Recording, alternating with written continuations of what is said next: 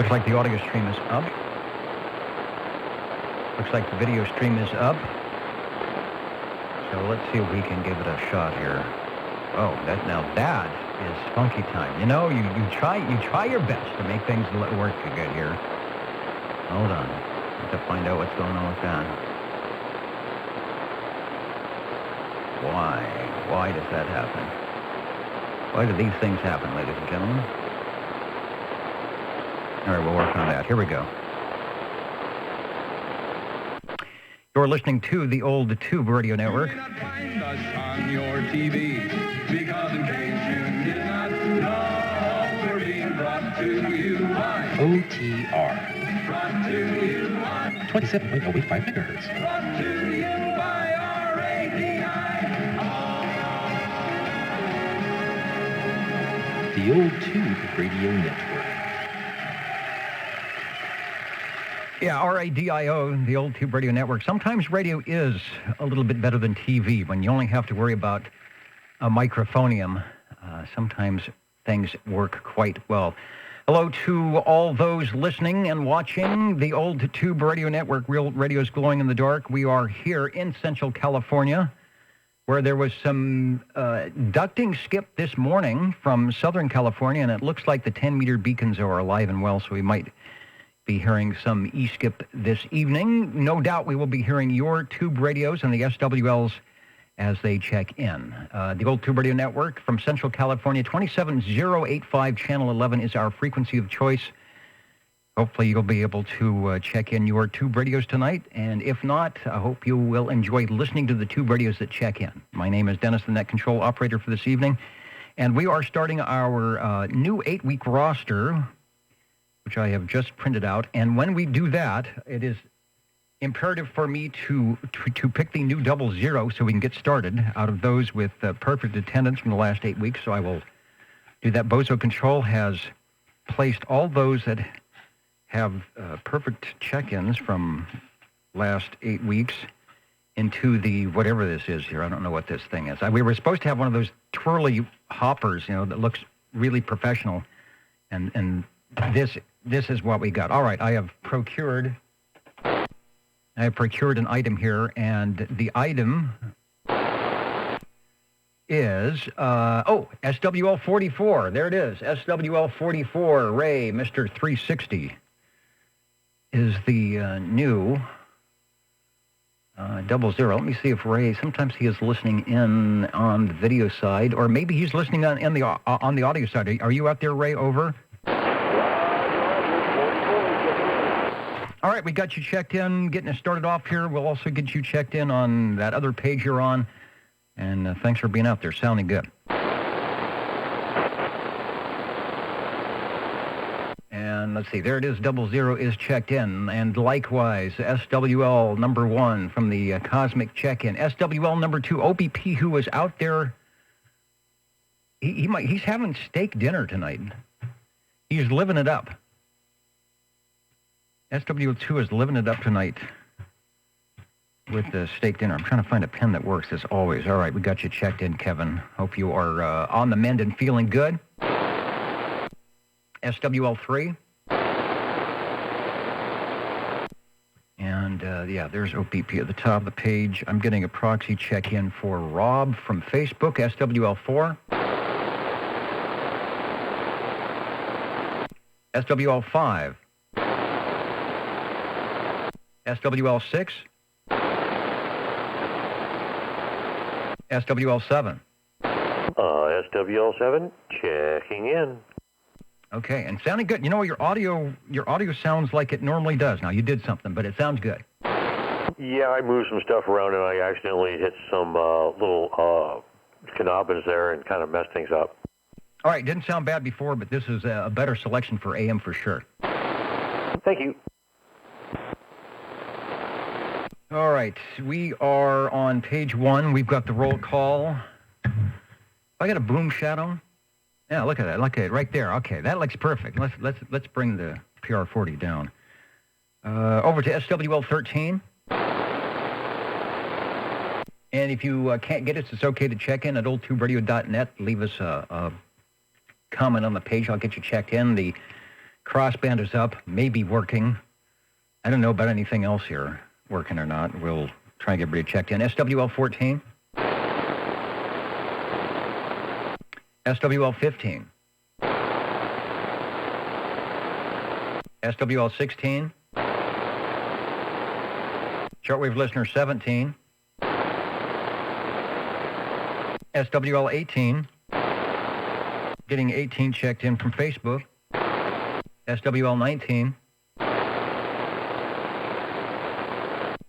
And I think he was going to be out there tonight. I don't see the pre-proxy SWL 20. Hey, number 20 here. Please check in 29 and 54 for me. And possibly proxy me in for next week. And it depends on the governor. If the governor loosens a bunch of stuff up, then I'll probably be working next week. If things stay relatively the same, I may not. So, just don't know. Don't know. Okay, there's a lot of stuff I don't know, but there's more stuff that I don't know that I don't know. Okay, Dennis, back to you. Well, this is the I don't know frequency, and I am glad to be here because I'm right with you. You're sounding good. Well, I'm glad they let you loose for this week. And you can always drop me a line and let me know or wave a hand from whatever the SWL area is from your clandestine digital mode of operation. Anyway, you're sounding good, and if it's not too warm, maybe we'll talk about some radios coming up. Sounds good. And then over to SWL 21, Mr. JT, who was our 00 for the last 8 weeks and did a great job, and as always manages to find the skip. We had ducting skip this morning, and while he was on old radio night tonight with the Galaxy Saturn, I believe that's what he had. I'm trying to see if we have Skipland, Old Radio Night, Galaxy Saturn, MD4, and the MD4 meter. And just cranking up, as usual, the audio with, Skipland, Old Radio Night, Galaxy DX. Saturn, MD4, and the MD. Give it to me. That's what it sounded like. That's what it sounded like tonight in the Wasama Swamps.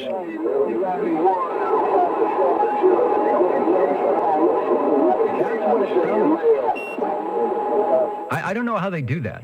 I don't know how he does that. He's got one of these stations, and it's I do know it's the ground rods. Anyway, JT, we got you checked in, and you should patent the ground rods to all those signals you get in. 21 is checked in. Over to SWL 22. That is Mark in East Texas. Let me go over to the big board here and see who actually is listening in tonight. We'll start up in the balcony tonight. Hello to Kerman, Fresno, Canby, Oregon, coming up to you. Dallas, Georgia, coming up to you. Hello to Virginia, near Redwood, Boulder Creek, California.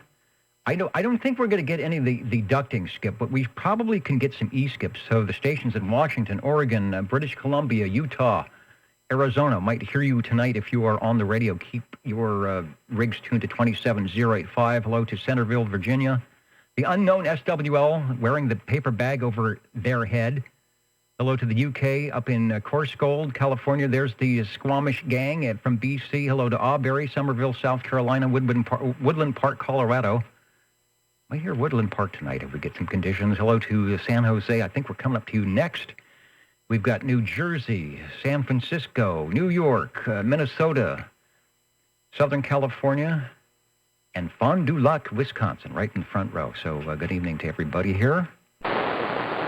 Hopefully we will hear your favorite radios tonight. Over to SWL 23, beaconing from the coast, no doubt, and hopefully enjoying whatever weather is heading your way, and doing the s'mores thing where the servants are preparing an appropriate Radio Shack for the hungry SWLs, a radio snack. It's nice to have attendance for the Radio Shack during the old Tube Radio Network. I have a few here, but they migrate over to the other studio, and then I never see them until the program is over, until the net is over, and then when I go there, everybody's gone. Go figure. All right, Mitch, you are checked in. SWL 24.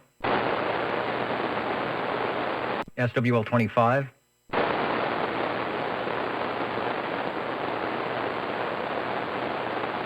SWL 27.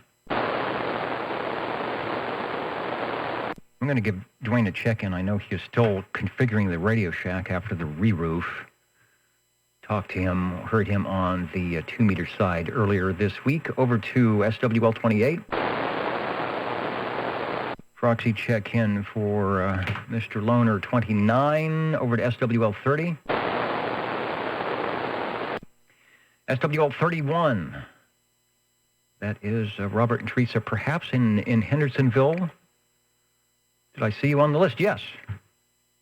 Up there in the crowd tonight. Got you checked in. There is some weird weather going on. I don't know what part of, might be in your neck of the woods. It is 90, it is close to 100 degrees here for the whole week. And I hear people talking about snow and what happened to spring. So if that's affecting you, let me guarantee you that we are sending you some very warm weather. SWL 32. SWL 33, myself and Bozo Control. The Jingle Singers, are they ready? No, they already did their thing. They're. What did Bob and Steve? What did Bob and Steve do tonight? They're in the. Oh, they are in the green room with the Jingle Singers, ready for Mother's Day tomorrow, with wine, cheese, and snacks. I noticed that it was decked out with a lot of flowers, so it's very nice over there. Hope everyone has a great Mother's Day. We do too. I do too. Thank you. Bob and Steve out there in Ohio that keep the Jingle Singers. You know, the Jingle Singers probably would be working for those other Tube Radio networks by now if it wasn't for all the nice things that we do for them, or that Bob and Steve do for them in the green room. Keeps them here. They've been here for a long time. Now, I wish they could get some new sheet music. SWL 34. SWL 35, Mr. Bill, waving a hand from cool Cheyenne. I guess the cool weather is up your way. Again, we are sending you summer weather. Springtime is gone here in the Central Valley, but Mr. Bill, you know about that. You know how it can be. You know how it can get, and it's already got that. SWL 36. SWL 37.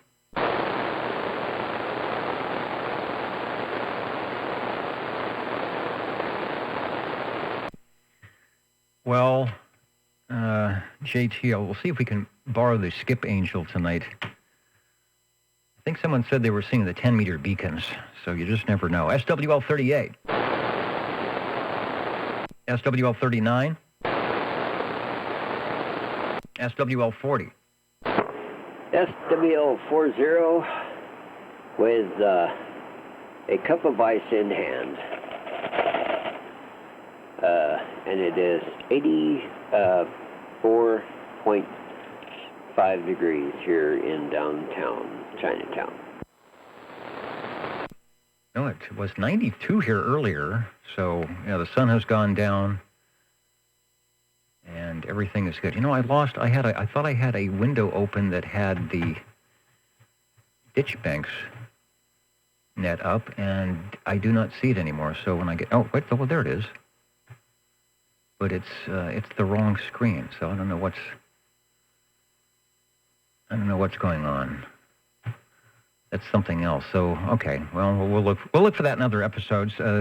Thanks, Larry. You are sounding good, and hopefully there will be no recurrences of items. And I need to make a correction. It's 87.3. For some reason, when I key down the temperature gets cooler outside. I don't know why. Yeah, RF does funny things. All right, that's more in line with what I was getting around here, so stay cool. I think it's 80-something in the shack here. But I've got my cool seersucker suit and the OTR official jacket and shirt on tonight, so I'll be doing good. Thanks, Larry. Let's go over to that other time zone, SWL 41, Road Dog 507, and right in the front of my screen, easy to do, WWS, Worldwide Sign Banter, 1942. I even went to lower 16 when the short skip was happening this morning and called CQ. I didn't hear a thing. I was seeing if I could drum somebody up on lower 16 on sideband. And it was just a flash in the pan. There wasn't anybody below channel 1. There wasn't anybody above channel 40. I don't think a lot of people knew that the band was open. But it was. Thanks 507. We've got you checked in. SWL 42.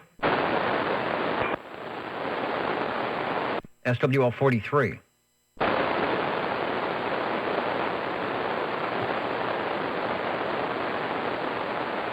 SWL 44 checked in as a 00 and still hanging out. All right, thanks, Ray. Okay, all right, Jeremy, I got your info. Okay, I will I will stop going crazy looking for it. That's why it's not there, because it's not there. All right. Next, we've got 45 up in North Fork. Hello, Paul. Over. Hello, Derek. Very good. 45. All right, and likewise, sounding good, Paul, here on the Old Tube Radio Network, where every Saturday at this time we get on the air in Central California. And in short order, we'll be looking for and talking with the classic tube radios of 11 meters from 1959 to about 1978. So if you have one, warm it up and bring it by when we start calling for radios. We would like to hear you. SWL, let's see if we can get Chowchilla in all this noise tonight. SWL 46.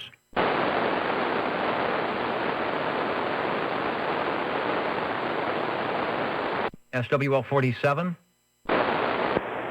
Good evening, sir, from the Radio Lounge, SWL 47. It is nice out in the Radio Lounge tonight. I'm sure the barbecue and the pool aren't far away, and they're probably both in action. You are sounding good, and we've got you checked in. Oh, my God. Again, it's disturbing how you just know how things are going on. Yeah, I just got out of the swimming pool for the very first time this season. Disturbing that you knew that, but congratulations, you get a gold star. Okay, my gold star that I had previously is tarnishing badly, so I will replace it with a new one. Thanks. Thank you. Let's try SWL 48.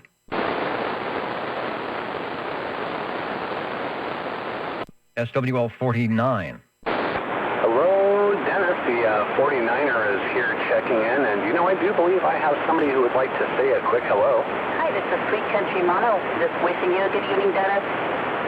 So just checking in, and might be down a couple of S units here tonight, but that's because we were in the house being cool and staying cool on the old Browning Eagle R27S23 combo. So, hey, hope all is well with everybody, and we appreciate the check-in, Dennis. All right, we got you checked in, a 2-for-1 here. And you're sounding good. Boy, the audio is great on that, on the Browning tonight. And I've got you maybe an S unit lower, but you're well above the noise, and the audio just bespeaks of more than an S8 here tonight. So stay cool. I think things will be cooling down here in the next couple of days. We've got, stations east of us talking about snow, and I don't know what's happening up in Wisconsin, but that could be the same thing. But it's summer weather here. Thanks for checking in. Over to SWL 50. Out to Sangertown for SWL 51. SWL 51 checking in. Mr. 305, you are sounding good, sir. We've got you checked in. Over. Thank you, Dennis. Have a good evening. And Mitch, that's what happens when it, as you know, during the summer, when it is really hot here, Morro Bay and the coast gets that sort of gloom. And in fact, even the Southern California beaches get what we used to call the June gloom. You'd get out of school in June, and you'd have a whole couple weeks of overcast and cloudy stuff at the beach. So from where it was 94 earlier to 54 on the beaches of Santa Cruz. That's why maybe you should put the s'mores in the microwave oven another time or something and heat them up just a little bit. Over to SWL52, and I did see Aaron and the Golden Microphonium checking in moments ago for an early check-in. So, Aaron, if you're listening either live, direct, or in the future on the YouTube video, look up in the corner over there, and there you are. SWL52 is checked in. Let's go to a station that is always loud and clear, and even getting louder with the new setup, SWL53. SWL53 checking in there, Dennis. All right, it's working great, sounding good, and as I often say, don't touch a thing. We've got you checked in. Thank you. Fog toast. All right. Those locals know better. We used to call it June gloom, but that happens when you are right. I bet if you drive in, you drive in 2 miles, everything is just hunky-dory. It always was like that. Right at the beach, it's cold and gloomy, and you drive in a couple miles, and everything is fine. Page 3, if you're playing the home game, SWL54, Mr. Boardjammer, retired, but still listening in, making sure all those radios are working and that people are keeping their hands out of them, doggone it. When it's tuned up, it's tuned up. No need to peek and tweak further. Over to SWL 55. 55, checking in. Up in Shaver Lake, where it was probably also scorching today. You are sounding good, sir. We got you checked in. Thank you. Next, we go to the guy that always has perfect attendance. It seems he's got a good alarm clock. He must have one of those little animated steam people that points to the clock when it's Saturday night. SWL 56. Good evening, Dennis and the net. 56, just for kicks. All right, Phil, we've got you checked in. Thanks for listening to the Old Tube Radio Network. Want to say hello to Keith in Rocky Mountain, up in Rocky Mount, I should say, up in Virginia. And next is Brown Dog Audio, beaconing from the SSB Skip Hot Zone here in South Central Kentucky. Yeah. Well, I was listening to JT tonight from the Wasama Swamps, and it's just, I don't know. We did not have anything like that here today. As soon as the ducting went out at 11 or 12, the band was totally quiet. So it takes all the good stations like you guys to blow some holes in the E-layer there. Let's head over to the guy that runs the Friday night, speaking of Sideband, the Friday night Sideband net, that I'm sure people will be interested in hearing about from far off lands. Hello, Jeremy. How about Dennis O2 Radio 709 from Spokane? I think I heard another person keying up in there. I hope I'm not doubling with somebody there. But, I hope everybody's having a great evening. This is Jeremy from beautiful village of Iowa. I don't have the check-in numbers. I probably should have had those written down to let everybody know, but I didn't write it down. So that's the story here. We appreciate you doing the Dennis. Dennis. All right, good deal. Jeremy is talking about the check-in numbers from the Friday night Sideband net that happens at 8 p.m. Pacific Daylight Time on lower 36-27365. There's a roll call at the beginning. All are welcome, and there is a live video that runs on an SDR stream so you can see your signal as it passes through the ether and into the radio over there. Check that out. And also, I wanted to say hello to Spokane on probably the B and W tonight. Over. All right, well, the band is open. We will have check-ins from all over tonight. Thanks, Jeremy. Continuing on with the roll call, we will have glow-in-the-dark radios coming up, so stay tuned for that. SWL 59. SWL 60. Thank you much, here, Dennis, and evening time to the SWLs. Yeah, let's get Big Jake checked in here. I was looking at some paperwork and talking to Bob, old Robert, number 53 there, Bel Air. I've got 21 years with Jake's Radio, according to Bob there. And boy, I tell you, the time's just gone by so fast. But let's get Big Jake's base checked in, the DX 2527. All right, the 291. I wish we had audio back in the day for the 291 replays. But he's on the list here, along with you, Joe, on 60, the DX 2527 radio. Sounding good as always. It keeps on ticking. I don't think it's taken a licking at all. It always sounds good. Thanks for checking in. Oh, thank you, Dennis. Let's head over to, who's up next? Dino, SWL 61. 61, checking in, Dennis. All right, sounding good on our old tube radio tonight. Copenhagen Kid, thanks for checking in. Thank you, sir. SWL 62. In time, Dennis.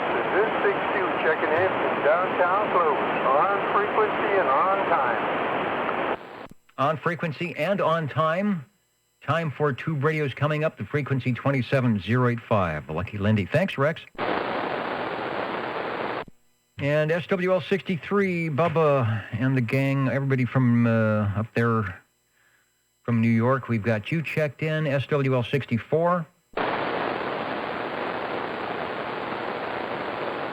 SWL 65. SWL 65 checking in.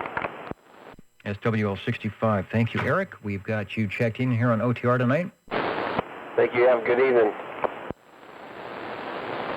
SWL 66. It was a treat to hear Jim in there last week.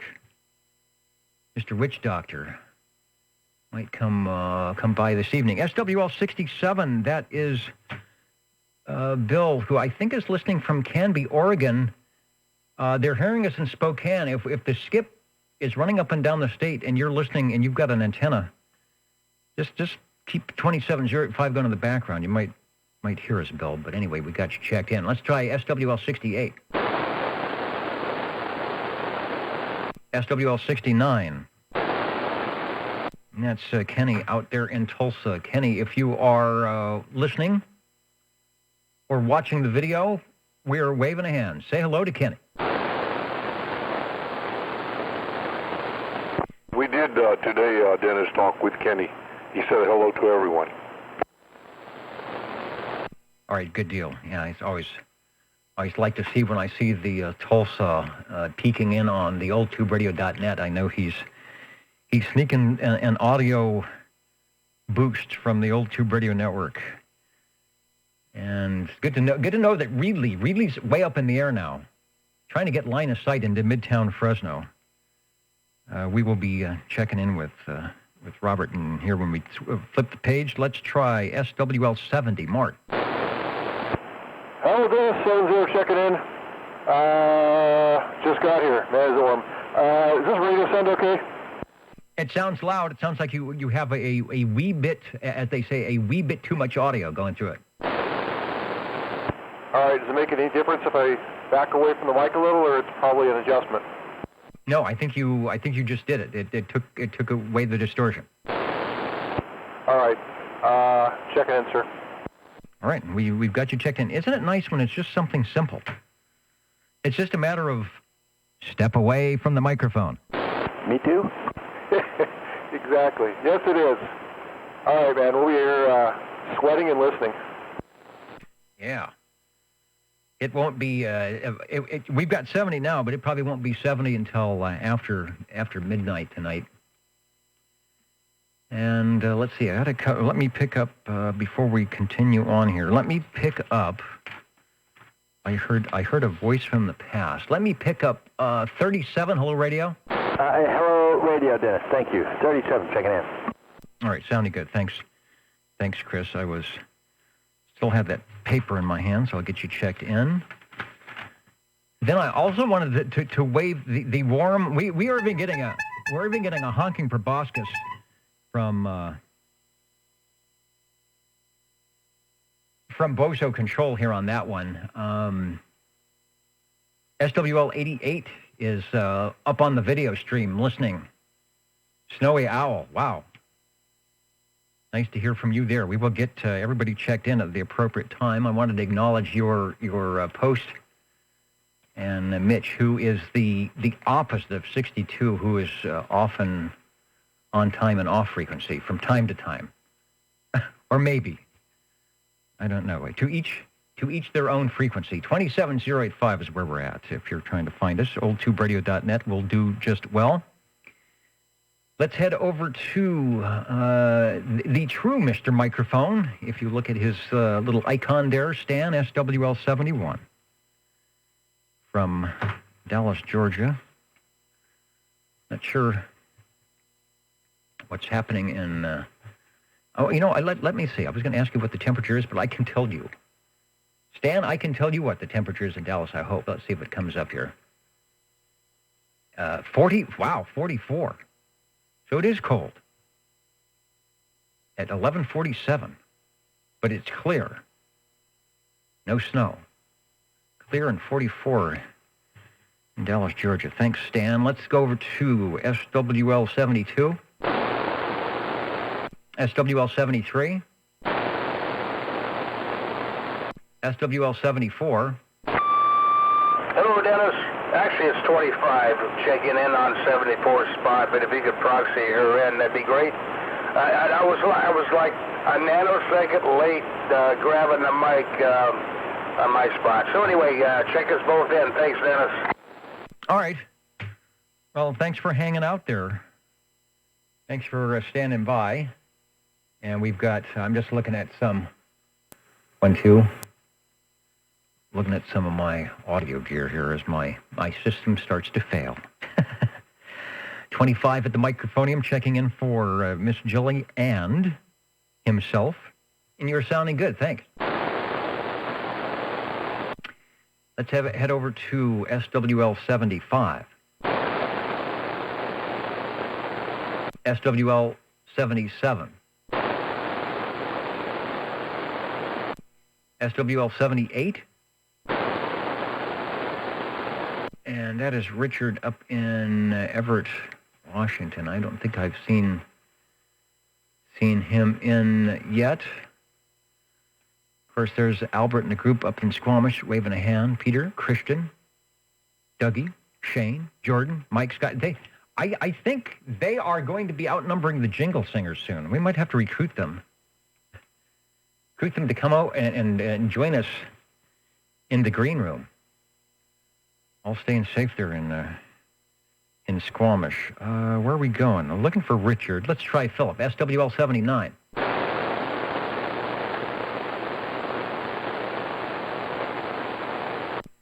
SWL 80. SWL 81. 81 and COVID-free. Checking in. Hey, from COVID-free freshman. You are sounding good. Well, I don't know what radio you're on, but it sounds excellent. Hello, Steve Areno, over. Oh, that's a good deal. Well, it's an item of interest. I don't know if I'll be around to check in later or not, but it's working pretty good tonight. It's probably the heat. It's funny you mentioned Dallas, Georgia. My daughter, right now as we speak, is about 10 miles outside of Dallas, Georgia. Oh, well, very good. That is Stan. Up in SWL 71. He was one of our first, when we started streaming, one of our first digital listeners, always tuning in. So it's a little bit chilly out there tonight. Yeah, that's what she said. I think she's kind of like halfway between Dallas and Rockmart, somewhere right in there, out in the sticks, in the woods. And she said the same thing. It was really cold. Yeah, there's a cold flash heading through that part of the country, but I think we're going to be sending everybody some nice weather here that we are having now. You are, speaking of nice, you're sounding good, and if we will be glowing in the dark soon, so if you are around and things are working, we will be interested to hear what's going on there. All right, thank you for the check-in, and glad to hear you out there. Hello, Steve. Hey, Wayne, how's it going? You can always tell when rickshaw keys up on that 2000. What great audio. Over to SWL 8040. No, start this again. SWL 82 over. 82 from the ditch banks of Iowa. Check it in. Good evening, all. Sounding good here in Midtown Fresno, where it is, I don't know what it is here, probably 88 degrees or so, maybe 82 degrees, in honor of Mr. Bones. Thanks for checking in. Thanks, Dennis. Let's try SWL 84.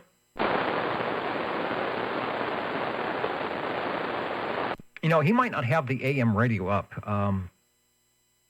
Heard him Wednesday night on the Wednesday night sideband net, checking everybody in. And then the radio went away. If I recall correctly, something went on with the radio. Maybe it was Friday night. Anyway, I'll get Mr. Cheerio's kid checked in. Let's try SWL 85. And then also I will get checked in because Snowy Owl 88 is out there beaconing in tonight, listening in on the video site. So we will get 86, 87, and 88 all checked in. That's the Mountain Maid Tandy Girl and the Snowy Owl. All right, trying to get my mouse to work so we can get everybody clicked in there. Thanks for listening in. Always enjoy when we get the whole gang on there tonight. Let's try SWL 89. The old Tube Radio Network. Radios are coming up. Don't go away. SWL 90. Out at Madera, SWL 92. Sometimes I hear him earlier, but not tonight. Are you there, Louie? SWL 93. Yep.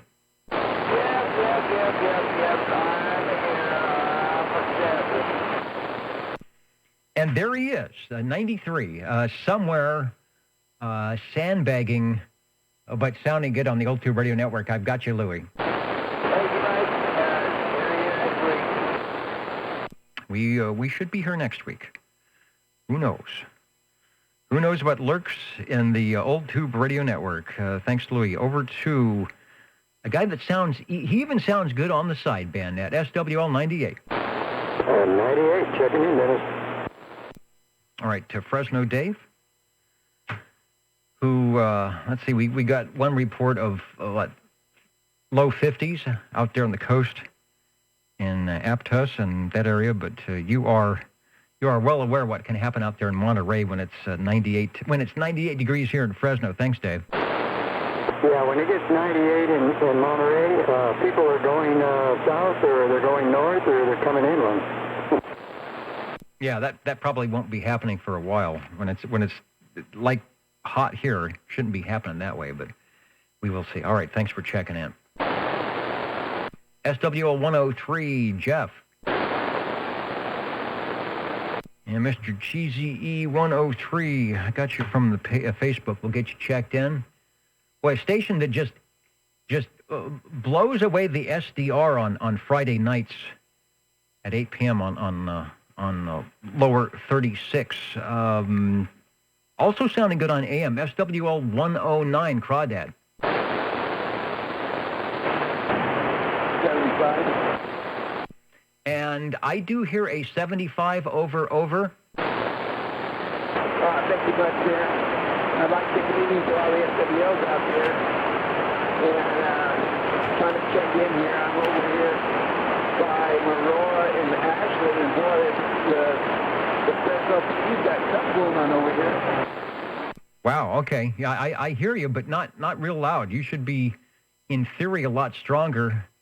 from that area, because that's not too far from me, but I do hear you, and I've got you checked in. It's good to hear you on the air, Mr. Scrambler, over. All right, yeah. I thought I'd try to check in. I got a little half-watt handheld, not pushing nothing, but maybe I'll get a better radio one of these days.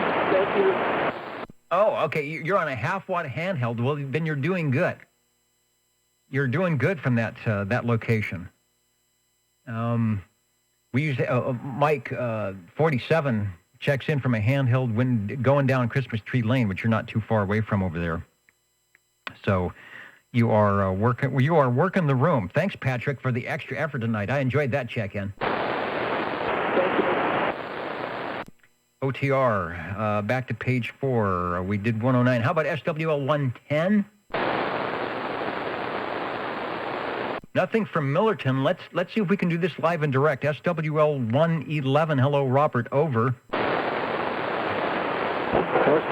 111, Dennis. It's a pleasure to hear you for a change. Yeah, buddy.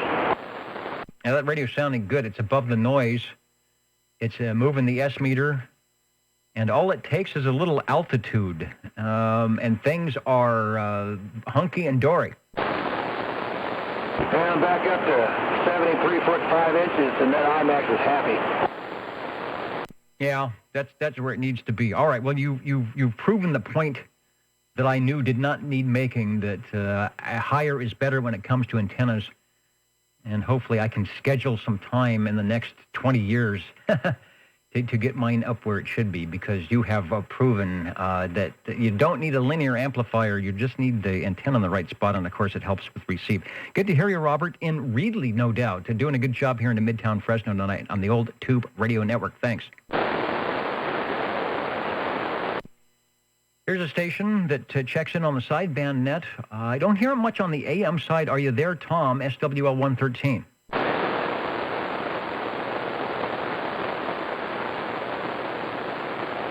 And the station that a long time ago, I think, used to be at the end of the roll call, when it was only about 2 pages long, SWL 114. 114, checking in.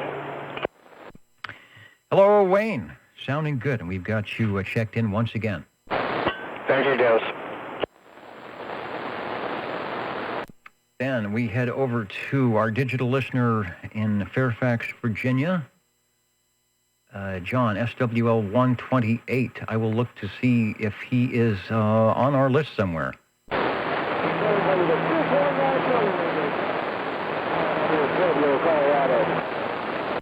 All right, and 128 is there with the freeze warning. Yeah, it is happening. Let me get you checked in. Where is spring? We are sending you spring, so don't worry. Don't worry, John. It's coming your way. Hearing the station in Colorado, just a reminder that this is the old Tube Radio Network. We are in Central California. We do this every Saturday, this being a meeting of the minds of the classic Tube radios that adorned your CB radio, adorned these frequencies from 1958 to about 1978. It is a romp through the past, vintage antique radios, and they are coming up in just a few minutes, so stay tuned for that. Also live streaming. If your signals are fading out from wherever you might be, you can catch us at oldtuberadio.net for the live stream. And there's also a video link as well when you get there. SWL 131. SWL 133. Shortwave listener 135. SWL 135, checking in. Checking in and sounding good here in Fresno and everywhere else on the Universal Media Network. Thanks, Cliff. We'll be looking forward to hearing that radio shortly. SWL 137. Another station that does the sideband net, usually pretty well, SWL 145. Hello, audio. Hello, Dennis. 145 checking in from Course Code. Hope you can hear me a little better on this one. Yeah, I hear you great. I hope you're hearing me through the skip that's coming in. What radio, when you check in on the sideband net, what radio do you run? Over? The same one. Oh, Okay. Okay. Sounds good. Because we heard you last week, but it was a little off frequency. But you're right on right now. Okay, thank you, Dennis. I tried to send you a picture. I don't know if you got it or not. I will check. I will check my various items that might have pictures and see what we've got. Got you checked in, Tony. Tony, sounding good. At SWL 147, where we go to the apology portion of the Old Tube Radio Network, Neil, you, are, of course, were correct in assuming that for some reason I didn't get you checked in last week and you were actually there. So I saw your post and got you checked in on the old list, checked in on the new list, and even in time to get you in on the 00 drawing. So I didn't forget that. And I didn't forget this week. So you'd think after 35 years I would know how to do this. Just mentioning he had great conditions here on the East Coast today. Lower 38, very lively until about 9 o'clock. Weather unseasonably cold. Yes, we know. For the month of May. Be safe and healthy. Happy Mother's Day to everyone from the Carolina Sandhills, and that is from Neil, SWL 147, and we've got you checked in and waiting. We see our skip. We've got our skip now, E-skip, and the ducting this morning. So we'll see how many stations we can get checked in tonight with tube radios and beyond. Up to Course Gold once again for SWL 195. 195 checking in, Dan. Sounding good. All right, thanks. I wanted to get you before the skip started rolling in, but you are making it through no problem. Have a good rest of the evening. Thank you, Dennis, for being there. Up to SWL 226.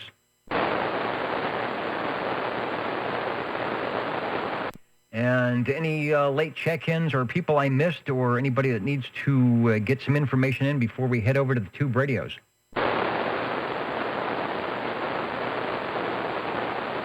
Break? The break, this is OTR, go ahead. Yeah, Dennis, we got Eric wanted to pick up OTR number. I don't know if he's still standing by on the frequency. Yeah, let's listen in. Is that Eric? Eric, he checked in last night on that other frequencies. I don't know if he's still on the radio there on his mobile or what happened there, but I just wanted to let you know he wanted to pick up a number there, right? Okay, good. Because I actually cleared out a few here. So let me find... Oh, I can find one right here. And I did hear him on the sideband net. 72. 72 is now open. So let me add Eric. And I don't know if you're out there, Eric. This is the Old Tube Radio Network. Take a transmission on your radio over.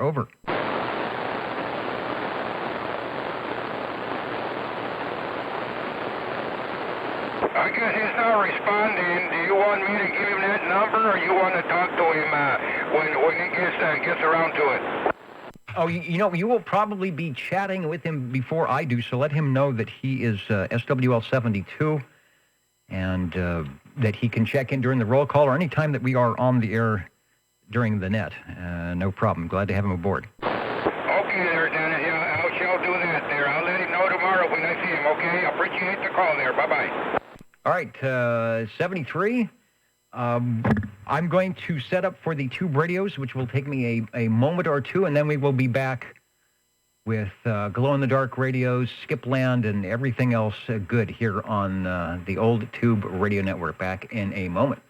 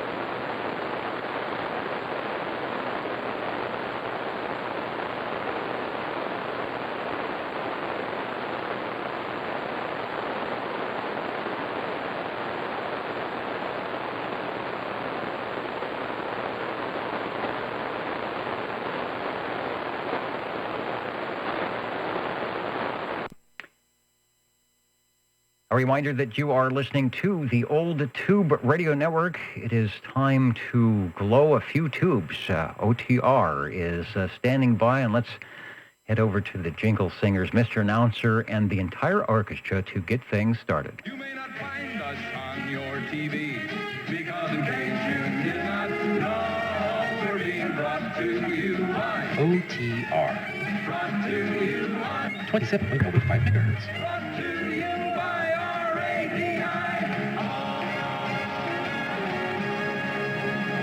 The Old Tube Radio Network. The Old Tube Radio Network can you believe we've been doing this since the mid-1980s? For about 35 years. I'm so glad that there are stations out there who will take time out of their Saturday evenings to jump in the Radio Shack and share their classic tube radios with us and just give a feel to those who weren't around in the 1960s and 70s. I would say this is very indicative. The chatter and the demeanor of the Old Tube Radio Network is very indicative of what you might find if you were to sit in front of the tube radio or any radio back when they were brand new. Everybody having a good time. You would wait to maybe Lassie and Petticoat Junction would go off the TV and you jump in and turn on the radio and chat with your friends, and you didn't have to worry about looking at your iPhone or getting a bill. Nobody got a bill at the end of the month from their CB radio, right? You didn't have to worry about if you were going to be on the two-year plan on a contract. So, and it's still like that today. It's pretty cool. I'm going to say hello to Chrissy, who says her family loves watching and listening to the show. And I would say thanks to all of our shortwave listeners and tube radio operators that provide the show, quote unquote, otherwise known as the Old Tube Radio Network. She also sends a happy Mother's Day to all the mothers out there. So let me bring up what am I supposed to do? Bring up my picture and then say, this is the Old Tube Radio Network, and we are listening for check-ins. Number 7. 25. All right, I've got 7. Mr. Ed, step up into the air chair. We'll get you here for radio number 1. 25, hello, Jerry. You'll be radio 2. As per usual, thanks to Ohio, the gang up there, the Jingle Singers and the Green Room are stocked up. Were there some other stations that want to get in, checked in, over? 45. Hi, Paul. We'll make you radio number 3. And so stand by. We'll be right with you. So the Old Tube Radio Network. Let's get rolling here. Boy, top of the hour. 9 o'clock already. We might run late tonight if it behooves us to check in as many radios as possible, and the skip is running, you never know. On a very warm, unlike the rest of the country, on a very warm evening here in Central California. Hello, Mr. Ed, over. And hello, OTR and all the SWLs. This time, a Browning Golden Eagle Mark III SSB with the Golden D104 limited edition microphone. The limited edition and sort of semi-unobtainable these days. Trying to find one that's, well, I'd say reasonably priced, but that's, what's that called, an oxymoron, I think. There is a picture from Cliff, but this is very indicative, very likewise like life of what is happening over in the SWL7 Radio Shack with the Browning Golden Eagle Mark III SSB, the transmitter-receiver combination. I have a feeling you probably don't have yours stacked vertically, though. Actually, I do now. It is stacked vertically, but one is about, 5 inches above the other. So now I can take a picture of them and make it into one shot instead of having it across the entire radio. Table here. I've got the other Browning right next to it, the R27S23. Oh, that's right. I forgot. You are now dual Browning with the Mark III, which you're talking on now, which made its debut in 1972, somewhere around that time, to about 1976, and it was, the Mark II, and then your other radio that you have, Sounds good. The classic D104. I'm assuming that's got the Browning plug. So am I guessing that the D104 probably doesn't make it to any of the other radios? Well, actually, it fits on, of course, both Brownings. They both have the two-prong there. But, yeah, I just leave this one on the Mark III and use a banana mic on the... Actually, that one's a R68, T68. Okay, yeah, I wasn't thinking. The Browning... I think they use that mic connector for a lot of their items. So that's good. That's a good thing, and it works good. And I think there are a couple other radios. I know the Helicopters, you've got a CB3A uses the same mic plug, and there are some others that do as well. So you just have to be careful because there is some high voltage running out of in that mic line, in that keying line on the Browning, which I found out the hard way when I was running a J38 key to key the thing up. Radio number 1 from Mr. Ed, a good way to start off the old tube radio, letting our first-time viewers and listeners in on what we do here on the old tube radio network. Is have fun, talk on the old radios, just like an old car show, right? If you were going to jump into the Buick or you want to see some tail fins or one of those metal dashboards that would knock you out if you weren't wearing your seat belts, which weren't in the car, these radios can knock you out too. Just do it the right way. Give us another transmission, Ed. Thanks for getting things started out. Well, thank you, Dennis. And yes, I found out the hard way also. Definitely had the experience with the microphone and voltage. Did not know that was there until you find out. Yeah, it was a B plus or something like 85 volts. I laid my hand across the J38 terminals. And all of a sudden, it's like, what the heck? And it kind of dawned on me. I've got this open circuit, so that was kind of... I do not do the Browning key up like that anymore, or do I? I don't know. I don't know how it keys up. I just, like, the key is sitting here, and there's still things connected to it, so maybe I do. I'm just more careful these days. All right, thanks for bringing by the Browning. Looking at my notes. Net Control checks his notes and sees that stepping up out of the green room and up into the air chair is Mr. Sidekick, SWL25. Hello, Jerry. Hello, Dennis. Boy, I'm a little embarrassed. It just so happens that I have my Browning Golden Eagle Mark III SSB transceiver warmed up and connected. So, boy, you could just leave that page up because it's almost identical to Ed's. And Ed's will sound good out here, so I think the only difference is he's talking on a D104. I'm talking on the banana mic made by, I believe, Electro Voice. And I call it a transceiver because it is a big big two pieces. One big piece is the receiver, and then, of course, the other big piece is the transmit. So, anyway, kind of a coincidence, back-to-back Browning Golden Eagle Mark IIIs. Anyway, hopefully it's making the distance towards your location there, Dennis, and back to you. It is doing just fine.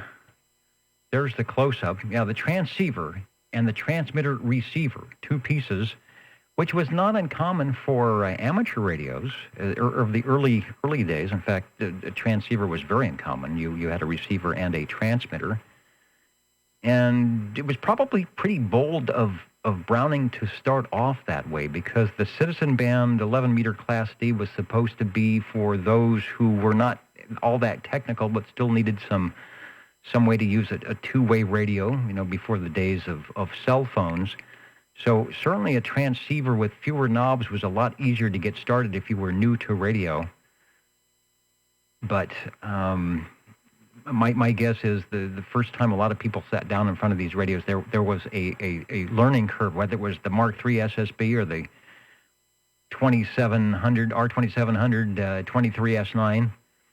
I'm just looking at all the various knobs and the ways to dial things up. Plus, you have to get your receiver locked into the channel where the transmitter is at, and that takes a little bit of finesse as well. Doing just fine. That radio always sounds good. You always do a good job here into into Midtown Fresno. And as I mentioned before, I've had the pleasure of operating that radio, not only just for the pleasure of doing it, but as a net control operator way, way, way back in the day. Back to you. Take another transmission on Radio 2 tonight. Okay, Dennis. By the way, you made me chuckle when you were trying to find a pen to write.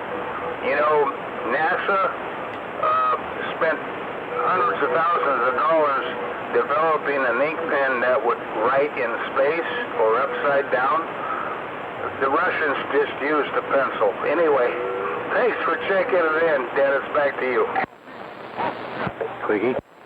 Yeah, keep it simple, stupid. I do have a pencil here somewhere. Let me show you. There it is. That's what I should be doing. It's just when we do these in pencil and then you come back 30 years later, sometimes it's kind of faded and smeared. The radio number 2, the Browning Golden Eagle Mark III SSB, the Old Tube Radio Network, the quickie, go ahead, over. 135 checking in, and let me know where I am on the list.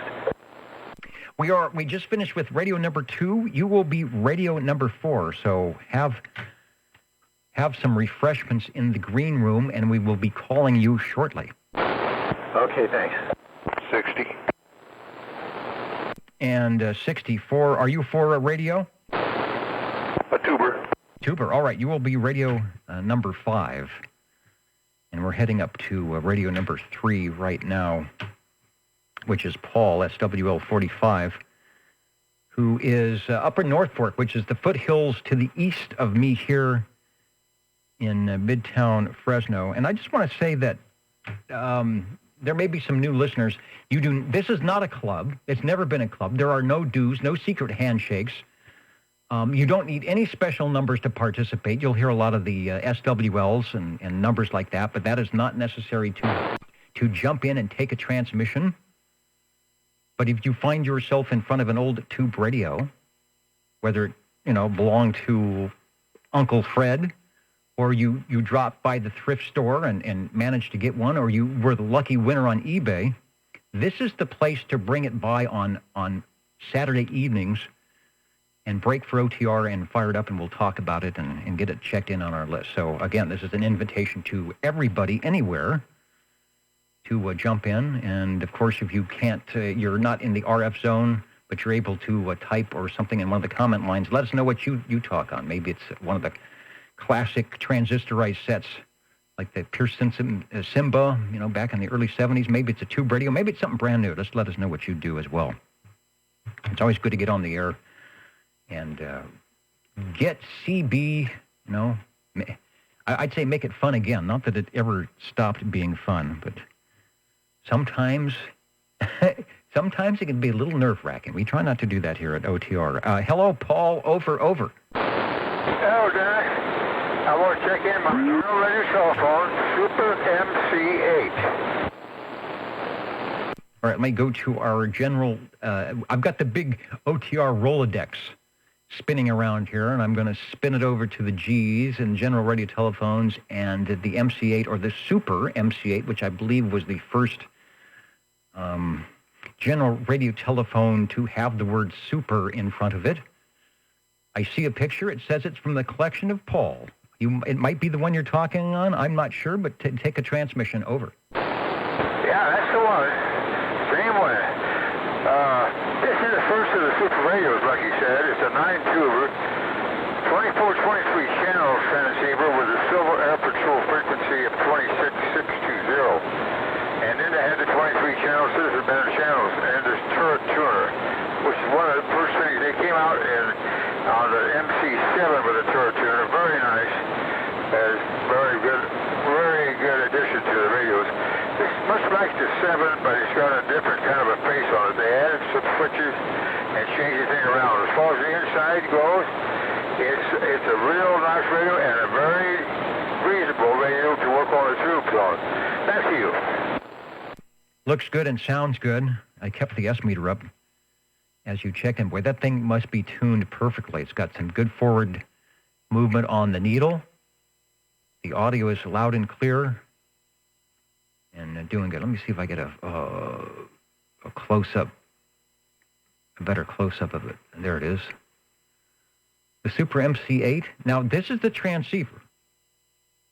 Here you go. You put the receiver and the transmitter in the same box. Notice it has probably about 12 less knobs than the Brownings. Got a few switches, and this was a deluxe radio. This was the deluxe radio for a general radio telephone back in the late 60s. The mid to late 60s, the MC8. But probably a little bit better to sit down and operate. No spotting or tuning, but it had all 23 channels and an S meter. And believe it or not, the price was $200. The general radio telephones were pretty much the bargain, for a big radio like that. The sonars and the trams and things would have cost you more to get the same thing. Shows up in page 13 or page 55 on book 13 on the Sam's photo fax. It sounds good, Paul. Let's blow some more dust off of that. What's the big tube? The 6AL11. Does it have trying to think if it has the 800 tube in it or not, but it sounds good. Take a transmission. Yeah, they had the 6AL11 thing, and they were very readable tubes. And boy, then they come along, and you know what they did on the 9s up there. That ECLL800 tube, which is pretty expensive to buy one right now. Anyway, I'm using a stock general radio telephone VSM ceramic microphone thing. It's just a standard mic, but it's made by general radio telephone by Turner. Anyway, back to you, Dennis. Sounds good. As our radio operators have proved on the general radio telephones, you run the stock audio and don't tweak the set at all. It will do good. Only 9 tubes making all that noise. As Paul mentioned, there was an extra channel for Civil Air Patrol. The frequency 26620 MC. Somebody told me that was the reverse. I guess if you had 450, 455, that takes you up to 65. So it was the receive. If you had the 455 receive, it was channel 16 or channel 15, something like that. But the Civil Air Patrol frequency, I think that allowed them to have the radio capable of doing a little bit more than the 5-watt DC input if you're going to do a Civil Air Patrol and not get in trouble. Looking good, sounding good. We'll go back to you, Radio 3, for another transmission, and thanks for bringing by the Super MC8. You know who used to run one of those and actually did the net? Early days of the old Tube Radio Network was Richard, Mr. Cucumber. Always had his Super MC8, and that thing was always loud. Back to you. Thanks, Paul. Okay. Yeah, that's the Civil Air Patrol frequency was 26620. So that's a little ways away from the 11 meter and quite a bit. But the radio handles it fine. Very nice radio. Thanks, Dennis. Check it out. And thanks for bringing it by. And Chrissy asked a question. It's a good question. Did any of these radios have a VFO? No.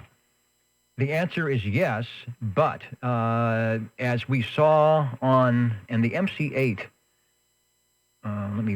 it was all the turret tuner was all crystals rotating on the channel selector. The 2 radios prior, the Browning Golden Eagle, had VFOs on the receive only, meaning it's not a click stop, click, click, click to get your channels. It rolls through the channels. And it was only on the receiver because the FCC said you must be one of the class, the designations for Class D was that you had to be crystal controlled. They wanted to channelize it to make it easy to keep everybody on the same frequency and make it easier to use than, say, amateur radio. So your transmitter had to be crystal controlled, but you could have a VFO on the receive, and a lot of radios did. In fact, some of the early general radio telephones had VFO receive. One thing, it allows you to get all 23 channels without having to buy crystals, which were anywhere from $3 to $5, and then you would just buy the crystals for the transmitter. But there was no radio that I know of that was allowed or could get type accepted for having a VFO in the transmitter. Although Browning did get away with it, having a way to be crystal controlled but move vary the transmit frequency on some of their later radios. We'll talk about that. But they did it in a way to keep the FCC happy. Radio number 4. Who is radio number 4? I believe that is Cliff. Over. This is me. Over. All right, good. And then radio number 5 is Joe. All right, my note-taking skill is going to get a D-. Give us a transmission and tell us what the microphonium is connected to. Over. Okay, now that I got it working again, more or less, I hope it's still working okay. This is the Super Green Radio. This is the Fanon Fanfare XM2300.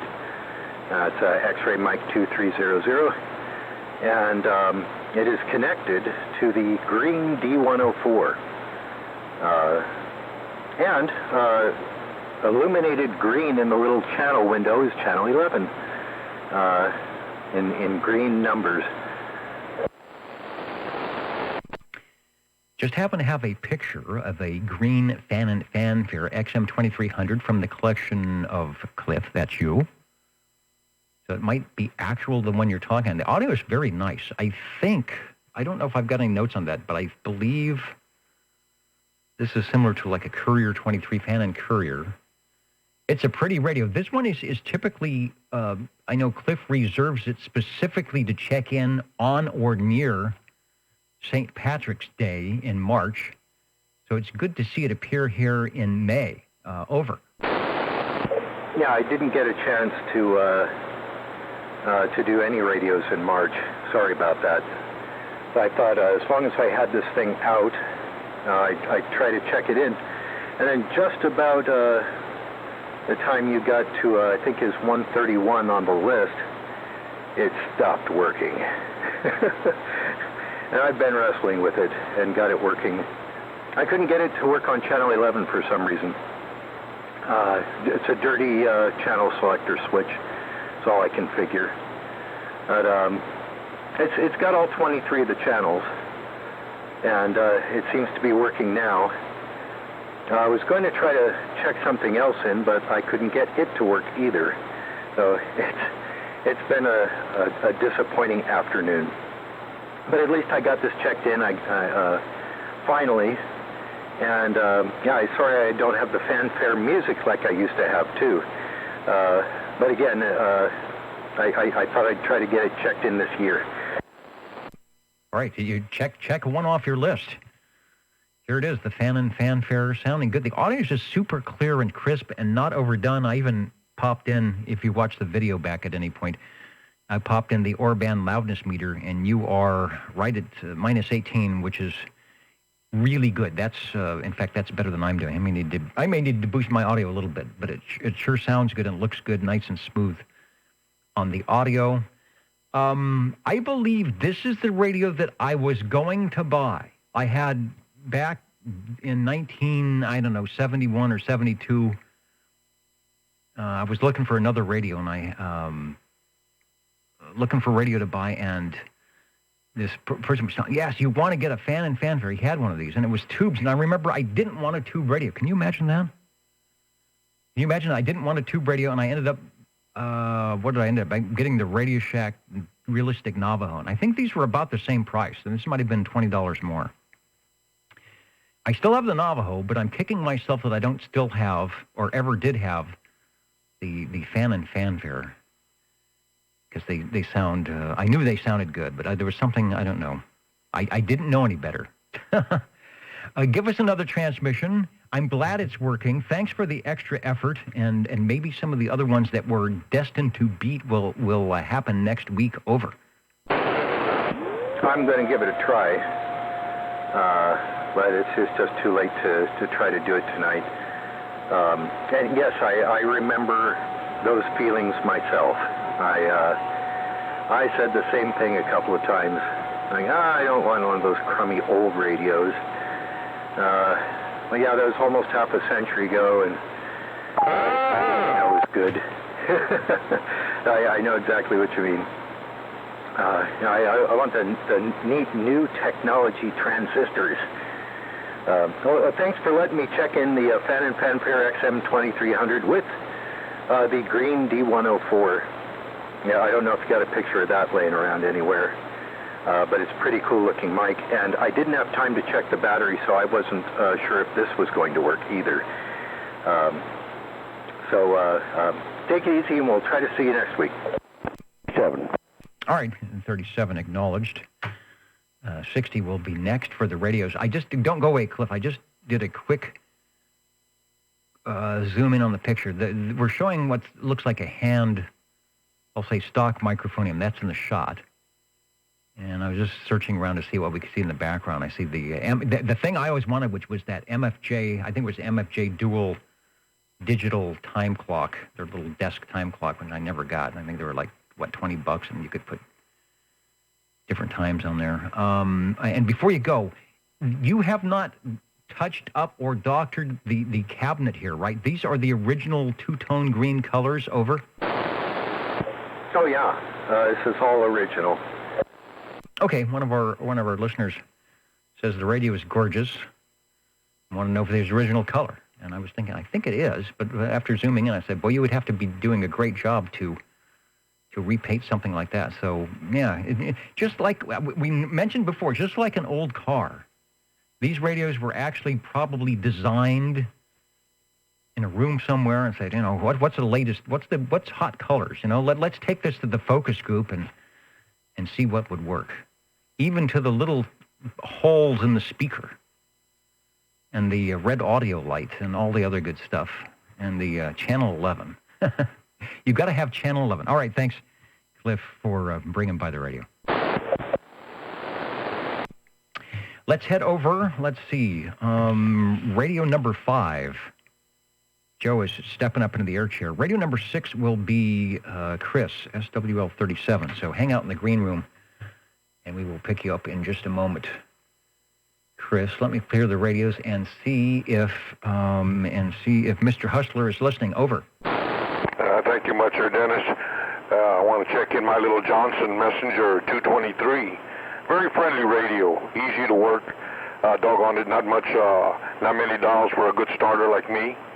But anything else you can tell me on it, I appreciate it. I think it's on a ceramic mic.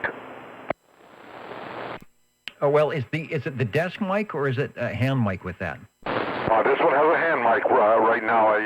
I don't see a label. I don't see anything on it. I haven't opened up the mic to see what type mic it is, but it may be original for all I know. Yeah, I think those were supplied with a ceramic desk mic. It was a Turner. And this picture that I have doesn't show the microphone with it. Okay, here's one that's. Let me switch to another one. I don't think this is. Your radio doesn't have the modulation, but there's the desk mic that you could buy with that radio for another $15, I think.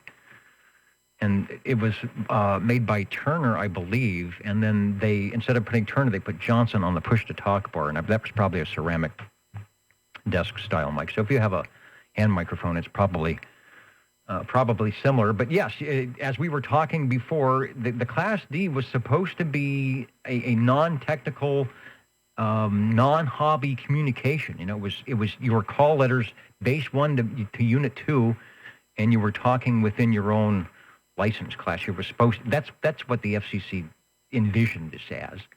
And so the channels or the frequencies were channelized so they were easy to get to. They were crystal controlled so that everybody would be on the same channel and there wouldn't be interference. And if they threw in a couple of extra fancy things like an S meter or some lights or boosters or whatever, that was a cool thing. And then, of course, Demcos and Brownings and other ones kind of got out of hand, but they were fun. So I always say this is a good starter radio. If someone's looking to find a good tube radio that is based on a chassis that works forever, on a company that knew what they were doing, and without anything extra to buy, this would be good. The Messenger 223. Take another transmission. Over. Yeah, I agree with you. I love it. I love it. It's like I say, it's a very friendly radio and not hard to work at all. It has a nice big meter, and I like it because it's got double lights in there, so it's lighting up each corner. and the squelch, of course, turns on the radio, and the volume controls the volume on it.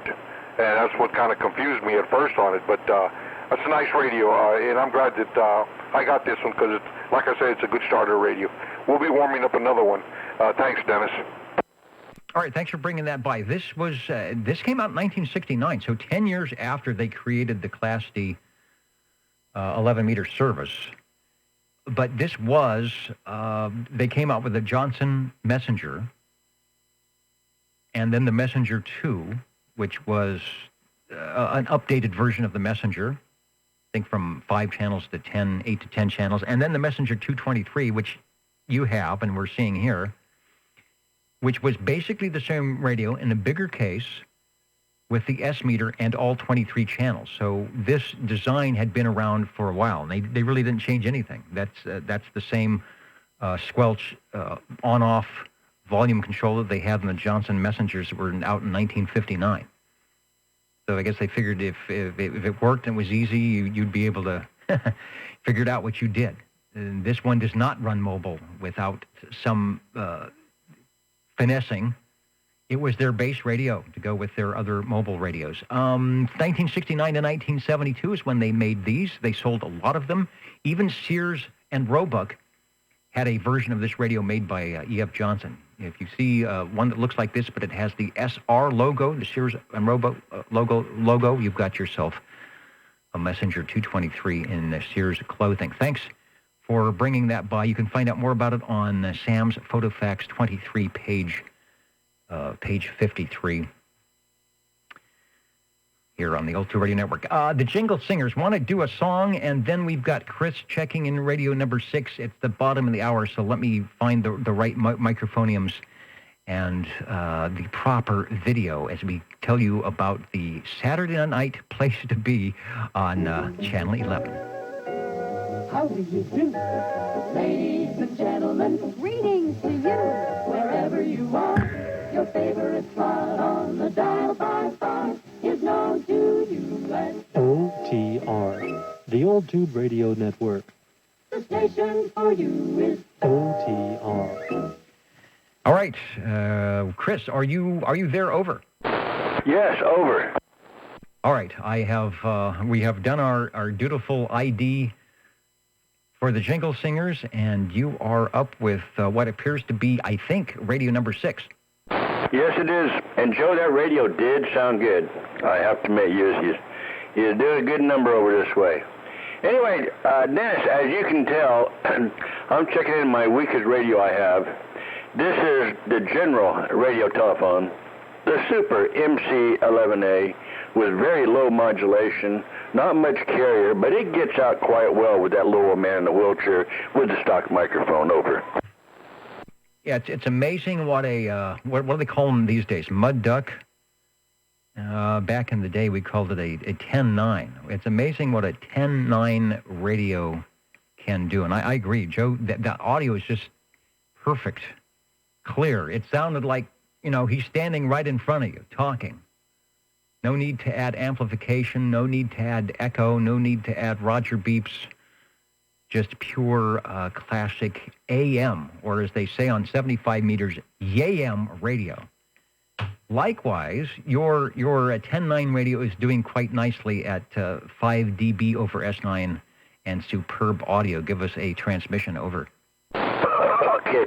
Well, I had to get back in after I heard Paul up there on the hill checking in his General, so I think he did. And didn't Green Arrow check in one, or was that something different? Cliff was on the Fannin Fanfare. Oh, yeah, the green radio, huh? Yeah, the dual tone green radio. Okay. Anyway, hey, I got one checked in anyway, so I'm going to be standing by and listening now, okay? All right, sounding good. There is, got the close-up of the radio. This from probably the late 60s? No, early 1970s from General Radio Telephone out of Burbank, California. It was Paul that checked in the Super MC8. That was a 9-tube radio. This is also similarly based, but a few models newer. Also a 9-tube radio, but as we were talking, they replaced the modulator output from a 6AL11 to an ECL 800, which, 40 years ago it was an easy tube to find and very reasonable, and as Paul mentioned, a very hard tube to find now and quite expensive. So be nice. Be nice to the General Radio Telephone, and it will be nice to you. Thanks for bringing it by. You bet, Dennis. Thank you for being there. Number 7. And hello, Mr. Ed. Number 7 for possibly Radio 7. Step up into the air chair. Don't take a transmission. I want to see if there was another station out there, but you will be Radio 7. 25. And 25. All right, Jerry, you know where to go. We know where to find you. We'll be calling you. 45. 60. All right. Stepping into the air chair, Mr. Ed for Radio 7. We just heard from Radio 6, and that was Chris with the General Radio Telephone Super MC11A. Radio number 8 will be Jerry from Madeira Flats. After that, we'll be going up to North Fork for Paul for Radio 9, and then up into double digits with SWL 60. I will be curious to see what Joe has for his second tube radio of the evening. Hello, Mr. Ed, over. And there we go with the Screaming Eagle, a Golden Eagle, R68, T68 with the Browning Golden Eagle, not Golden Eagle, the Banana mic. There we go. All right, there is the receiver. I think I can do better with both pictures there. And somewhere out in West Fresno, SWL 20, Harvey is standing up. He is standing up and cheering for that combination of Brownings, the R68, T68. There it is, a little bit different from what we've been seeing in the Browning Mark IIIs.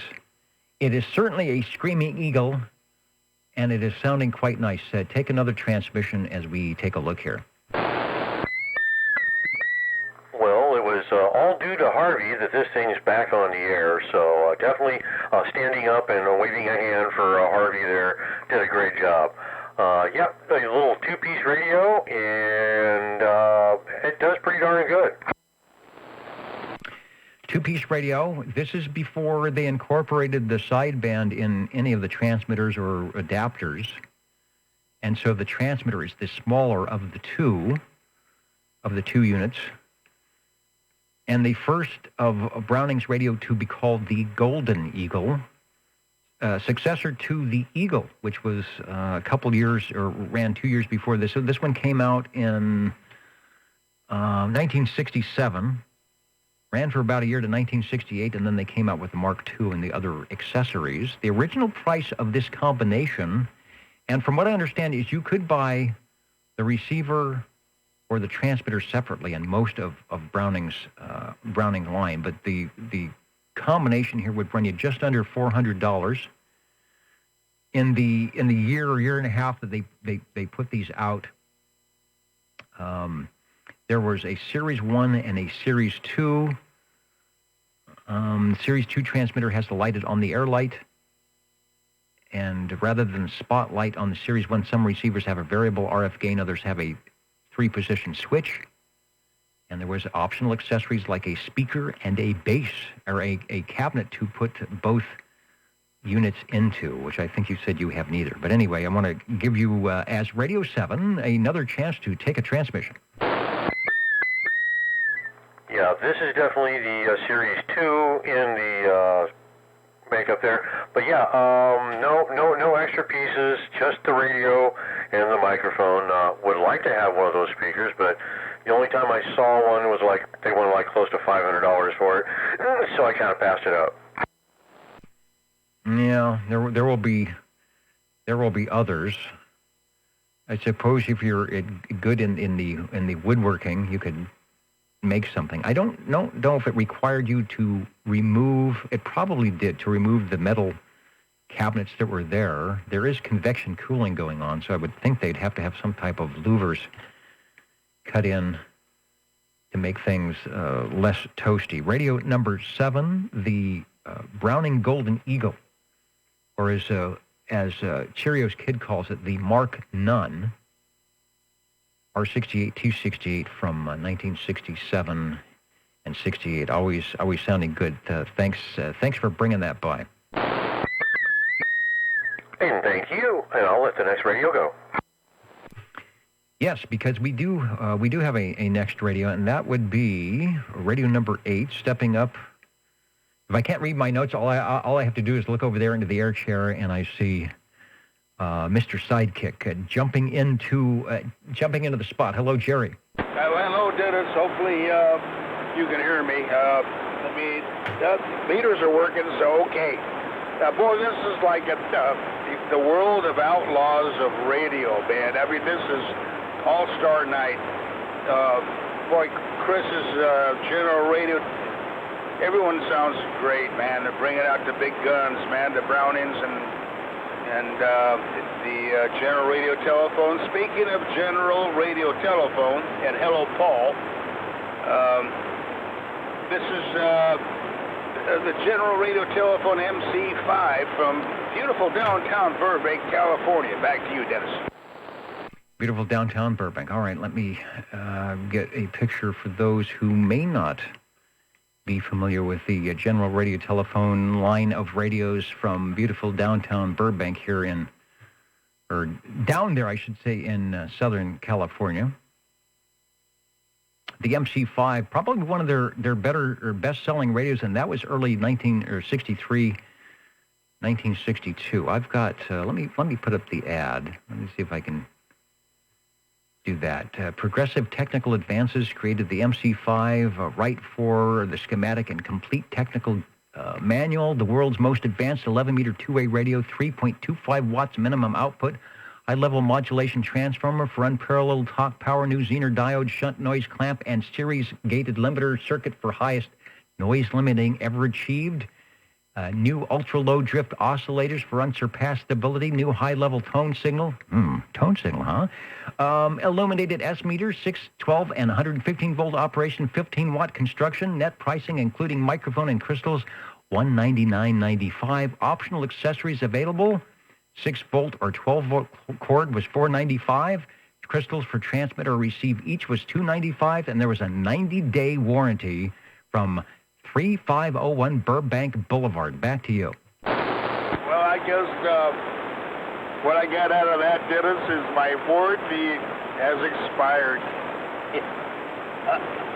Anyway, I guess the MC5 was available as a sidebander as well, but this was not a sidebander. So it's a pretty simple radio, and it does have a, excuse me, a crystal socket right below, on the very bottom of the middle of the radio, where I guess you could go to your secret transmit frequency if you had somebody else, if you wish to do so, wish to do so anyway. So anyway, fun little radio, and been a project in the making, and thanks to you know who helped me get it back on the air. Anyway, back to you, Dennis. Back to me in the studio, and Mitch says, just love me some of them Zener diode shunt noise clamps. They are now being served. We are now serving the Zener diode shunt noise clamps in one of the candy dishes, I think, down in the green room with the jingle singers. And someone asked earlier about VFOs. Okay, here is a radio. And in fact, this is one I was referring to from General Radio Telephone that has a VFO, but of course it's only for the receive. And you can see the dial. It looks like a speedometer there on a car with the knob in front, and that will spin you continuously between channel 1 and channel 23. And of course, you have to be crystal controlled on the transmit, which is the knobs on the bottom. And then at 295 optional crystals, they give you a little slot on the bottom, so you could go to the X position on the transmit knob there and then plug your crystal in. So you could get all 23 channels. You just had to buy them separately and then tune in. You could save your 295 by tuning in on your VFO, but still make the FCC happy.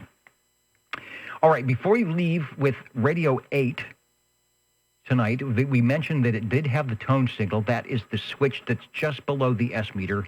And so Jerry will probably humor us in letting us know what indeed that switch does. Over. Yeah, okay, I'm going to start out transmitting, and then I'm going to turn the signal, the tone signal on, and then I'm going to stop transmitting. So it'll be interesting what happens. So here comes the tone signal while I'm transmitting over, and now I'm not.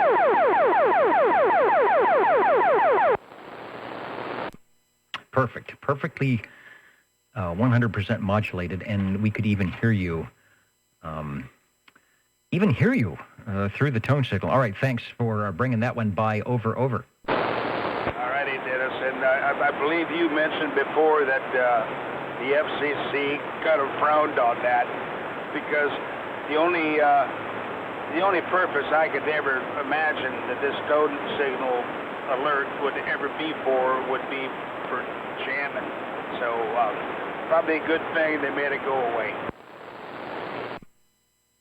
Yeah, they've didn't like noisemakers built in to the radio. If it was on a microphone, you could probably get away with it, or if it was a function of feedback from the transceiver or from the transmitter to the receiver, they didn't like that either. But at least it wasn't built in, and you could probably make it to be turned off. Coming up next is Paul, SWL 45.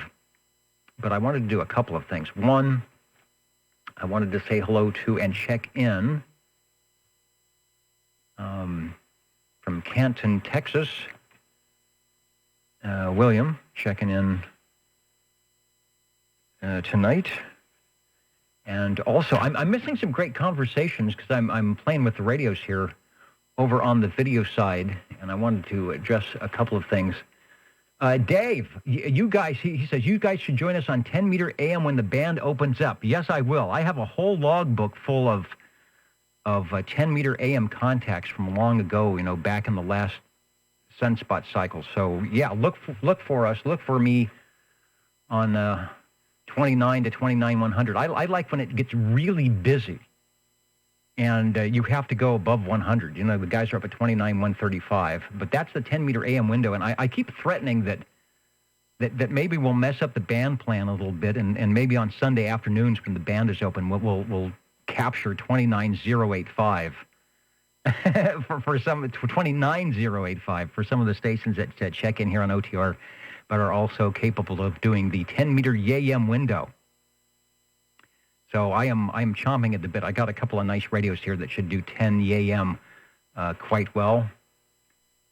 And did they have a 6 kilohertz bandwidth limit on CB back then? And I think, the 10 kilohertz bandwidth, I think that's just your standard AM, the USA AM band plan. So I think that's what they went with, and then they kept the radios to 6 kilohertz, and I guess that was, 2 on each side. I don't know, for 5.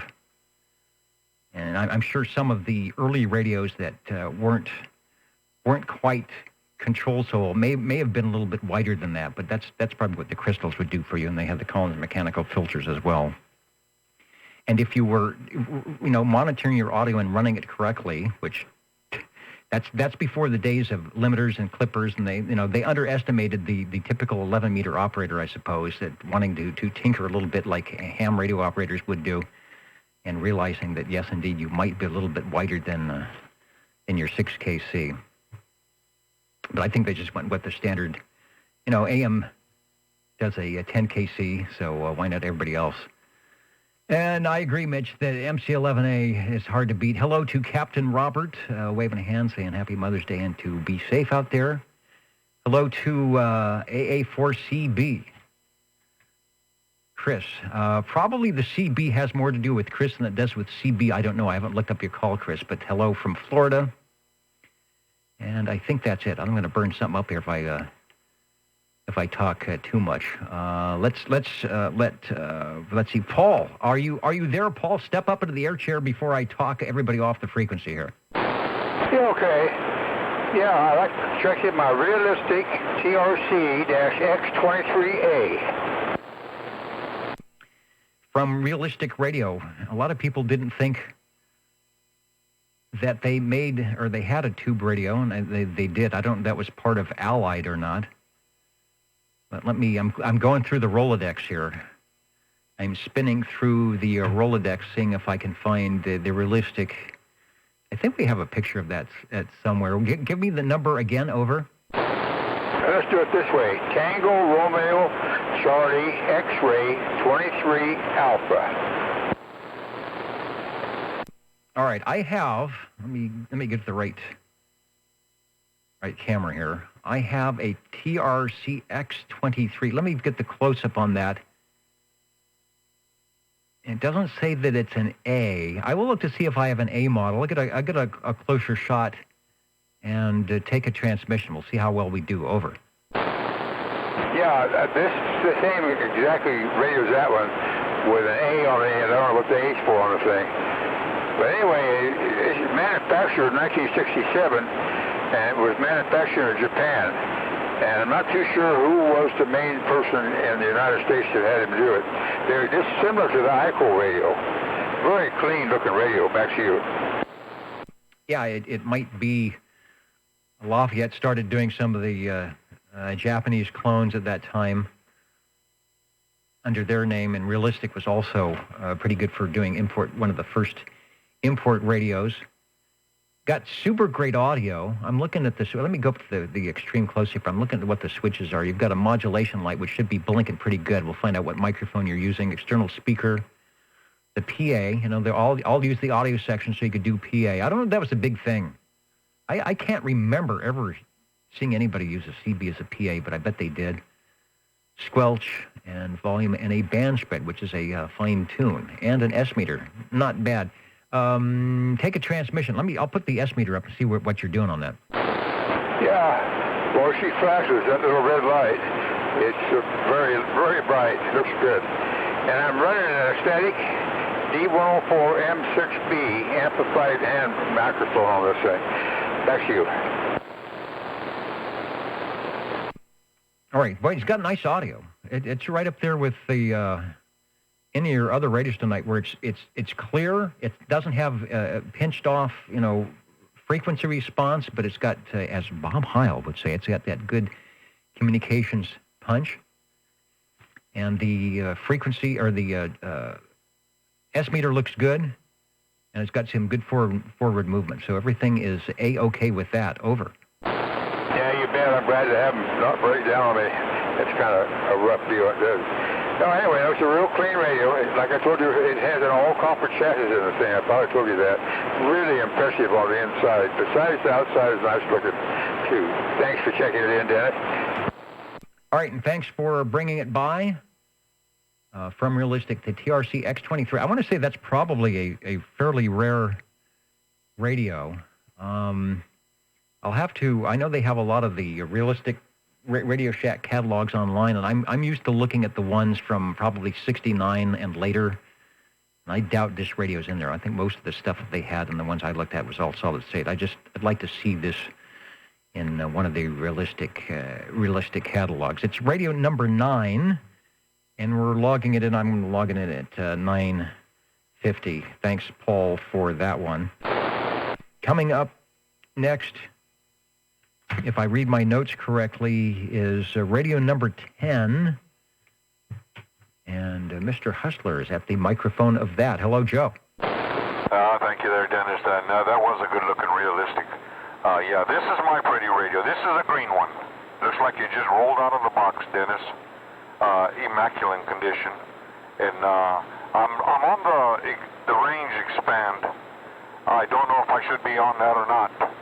But it's a very pretty radio. All right, well, it sounds good. We'll maybe test the range expand. Sometimes old switches, if they're working, shouldn't be flipped around too much, but we will see. What is the make and model of that radio? Over. This is the Robin T 123B, base mobile. All right, green radios are the thing this evening. Here's another one. Maybe not quite as green as the Fan and Fanfare, but what they did on this one, what they couldn't do on all the colors, they did the little inserts on the knobs, which is pretty cool. And there's the range expand. Let me get a close-up shot. And on or off. I would say if your range expand is on, you should leave it on, because your audio is just about where you want it. Okay, well, we'll go with that. And it's a little bitty microphone. It's a little T123B. In fact, it only fits half in my hand, but I don't know what it sounds like. But it's got a nice little meter. It's got the external speaker light. It has a light for the modulation. It also has a light for the PA. It has tone control on the squelch. You pull the knob, it's got a tone control. You got your fine tune, RF gain. Yeah, she's kind of loaded. It's all compact. Compact as well. In fact, this is the radio we're showing is from Cliff, and and that's the microphone you're talking about. There's a small little black, I don't know if it's painted metal or plastic, but there it is. It's actually doing pretty good with the audio. It doesn't have a lot of low frequencies. My guess, and I've heard those with like the Shure 444s or some other microphones, they work quite well. Amplified, you do an amplified mic on that, then you usually have to turn the range expand off or really crank down the gain. So with the range expand, you typically don't need that. This was their we were talking about import radios. This was the import radio from Japan, which I think was the Panasonic chassis. It was shared with a couple of other radios, some of which we hear checking in here on the old tube radio network. This happened from 1972 to 1976, and probably the only reason, because it was a good seller and it was a really good chassis, the only reason they had to stop, or they stopped making them, was the FCC approved 40 channels, and it sort of threw everybody off. Nobody wanted a 23-channel radio anymore, so they stopped making them and looked to do the 40-channel versions. It will go mobile. We have had a couple of these check-in mobile over the years, believe it or not, and it has 11 tubes and 2 transistors. I think the transistors help it with that DC-DC conversion. Back to you for transmission. Yeah, well, that's good to know. It also has a plate and load in the back, which I'm not going to mess with. I wouldn't know how to tune that part. And it also has a dial for the S meter, so you can do some work there, I guess. But we'll leave that alone too. It seems to be working well. This radio, it just sounds so good when you pull the tone control. It cuts all the noise down, and it just receives so nice. Very good, yeah. And breaker acknowledged. Yeah, that's a nice feature. And I agree with Mitch. This is sort of the deluxe model out of that Panasonic chassis. I even included an RF gain, which I don't know why that wasn't included more. Some radios had a switch, but an RF gain is a nice thing in addition to a squelch to have. Let's see. Also, Paul, who is listening in, says he has an Americana 23. We have, the station that checked in, the TRC X23A also has an Americana 23, I think, that will probably get checked in at some point. And Dave wanting to hear the Multi-Almac 67 or 68. If you listen to the archives, earlier in the net, a station jumped in from Spokane, 708 or 709, and he's running, we've talked to him before, he's running a B&W 5100. So if you roll back and listen to that audio from Spokane, I believe he's on a modified Barker and Williamson 5100 and sounding quite nice. Joe, give us another transmission on the Robin T123B. I'm going to click the video back so we can see the S meter. So if you watch the video, you can give yourself a radio check-in, and then we'll pick up the breaking station. Back to you. Okay, thank you, Dennis. Thank you for letting me check this one in. We'll let the next one go. All right, sounding good. The Old Tube Radio Network is what we are. We are in Central California, frequency 27085, and also streaming the audio and some video links at oldtuberadio.net. And it is a get-on-the-air night, a recreation of the way it sounded and the way the demeanor and, I don't know, just how you had fun back in the day on your 11-meter radio. Who is the breaking station OTR is listening? That would be Mr. Rude out there. All right, very good, sir. Let me switch over to, I believe it would be page 4, and the SWL check-in list, and we are starting the first week of this 8-week roster, so you are a good 141 on 131. Over. All right, Dennis, thank you. Still out here in downtown Clovis. All right, sounding good from downtown Clovis. And then the jingle singers said... How do you do? Ladies and gentlemen, greetings to you, wherever you are. The friendliest station for you by far is known to all as OTR, the Old Tube Radio Network. the station for you is OTR. And we're not counting and amounting yet, but we are looking for... I've lost my list. It's probably Radio 11 if it's out there. Number 7 with another green radio. How about me? All right, well, we've got a lot of radios, so step up into the air chair, number 7. We'll talk about your green radio. I have somehow lost... I have lost the old... Oh, you know what? It slipped in between... How did it do that? It slipped in between this other stuff here. This is the original... You know what? I'm having a problem. Let me show the video. This is the original folder. This is probably 35 years old, and it's falling apart. And it's in one of those little 3-ring binder things. And just totally falling apart, and it's got various information from OTR from over the years. But I use it because it has some notes that I need. And then the paper got stuck in there. So Radio 11... Radio 11 is SWL7. Step up in the air chair, but don't transmit yet. Who was the other station? Over. 25. And 25 is Radio 12. And did I also hear... I think I heard a Radio 20 or an SWL 20. Yes, you did. All right, you are Radio 13. And we'll see what happens after that. So let's head over to our Radio 11 tonight. Ed is at the microphonium, and I am ready, as they say, as they would say back in the telegraph office, I am ready to copy. Well, there you go. Well, since everyone was doing green radios, I figured I'd go ahead and warm this thing up. The Tram, TR27E, 23-channel transmit and receive, with an Electro-Voice 638 microphone attached. Nice audio. I know I have a picture of the 27E. Where's my radio? Is my audio dying? I don't know. It sounds like it's okay. Okay, here is some green. If you want green, let me pop in the right thing. There we go. We've got some green. You know who started this? It's Chrissy. Chrissy started the green radio. It's all her fault. You request, I guess this is all request night. You say you like green radios, and they come out of the woodwork. All right, give us a transmission on the Tram. It is definitely green and looking good. There you go, the big old Tram. Give you an idea of the size. That speaker is a 5x7, and the S meter is massive. I can even see it without my glasses. About 3.5 inches wide and 3 inches tall. So there you go with a big green radio. In fact, that is the very radio on which I speak. And let's see, our question was, that is the original color? You did not paint or tweak that?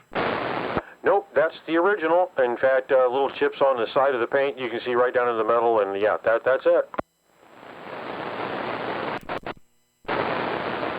And I think that was their color on the other 27 series that came out about that time. It even has a little bit of green after you get past the S9 on the, as Mike would say, the ginormous S meter. This also, talk about VFOs, this also has crystal control transmit, but the receive tuning is done by a VFO. And I'm assuming that it says XMIT channel, so I'm assuming you can't lock your transmit into crystal control, or your receive into crystal controlled. Although I'm looking, I do see a crystal socket, so there must be, that's strange. If you've got 23 channels on the selector, but you've got an external crystal socket. So what is that for? You know, I've never actually used that, so I really don't know. And in fact, it's not actually green, it's teal, if you want to get technical, but it's close enough for green. Yeah, the green-blue thing is subjective. What is the other one? Chartreuse? I don't think it's chartreuse.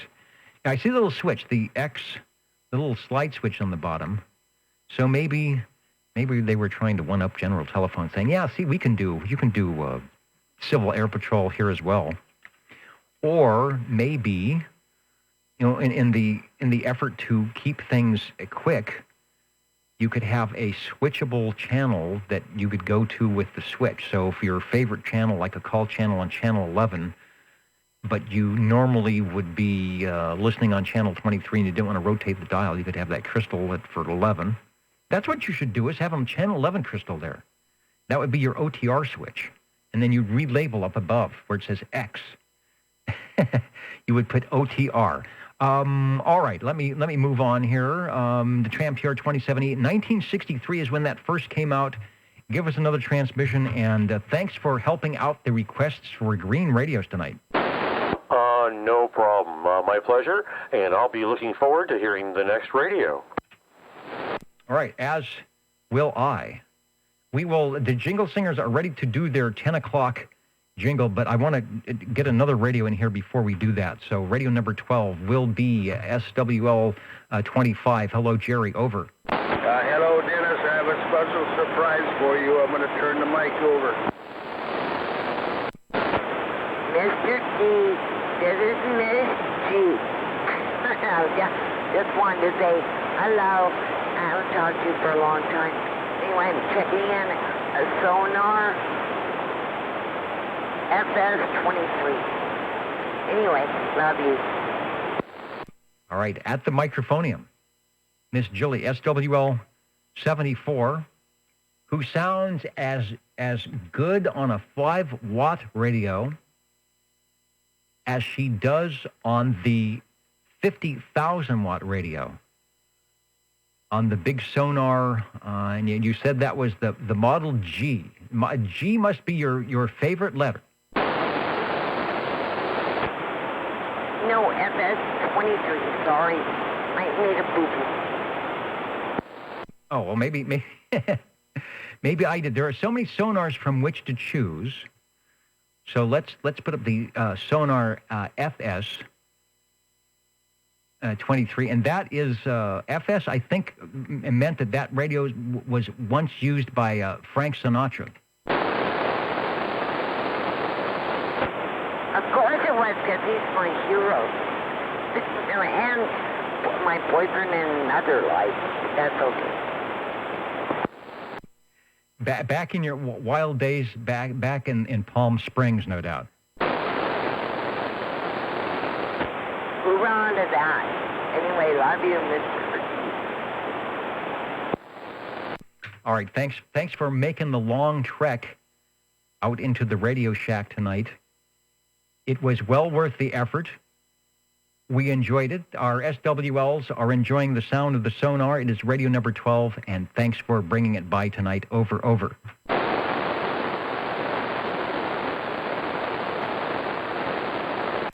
And I'm just looking to see if there's any green on the sonar tonight. There might be, but you probably have to take the cover off from 1965, the sonar radio. Let's go over to Lucky Radio 13 tonight, and I believe that is Harvey out there. Over. Yes, it is. Okay. The Browning Golden Beagle R68 T68 from Browning Laboratories. Custom D104 with the big PL on the back of it. One of my favorites. This is the one with the on-air light and the 3-position RF gain type switch. So in theory, a Series 2.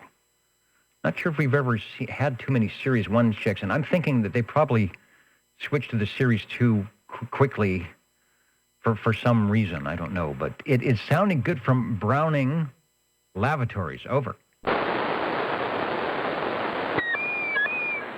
Well, you know they had the RF gain control on the R27 variable, and then they go to this switch, and I don't think people liked it, but it's a Series 2. I have a Series 1 with the spotlight and the RF gain switch control on it. Let's see. Okay. Anyway, little Browning trivia. We have time for that? We have time for Browning trivia. I wanted to say 73 to Mr. Juliet Whiskey John, who is got a long day and a short night tonight.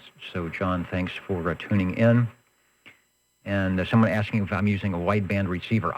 You know, actually, I have a switch that I can take out the 6 kilohertz filter. Maybe I'll do that. I think I can do that without. I can't transmit. So, I will set up while Harvey is transmitting on the Browning with some trivia. I will try not to knock us off the air, and then I will switch. And I don't know if you will hear it over the stream or not. I'm streaming directly out of the audio from the radio into the sound card, so you'll hear what I hear. So we'll probably go from a 6 kilohertz filter to super wide, like no filtering at all. And that Browning is probably a good radio to do that. So Harvey, I am ready for the trivia, and as we do trivia, I will be playing with your bandwidth just a little bit, but it shouldn't hurt. Go ahead. Okay. Well, I'll do a double trivia then. On transmit, when you have separate crystals, generally speaking, filter is off. Channel no 1 filtering. Is lower frequency crystal, then channel 2, et cetera, you go up. Well, receive is kind of like that too, with filter the exception of the Browning filter is on. R2700, R2700A. Now, they had, let's see, about, let's see, what is it, 1, 2, 3, 4, 5 position receive crystal switch in it. Uh-oh.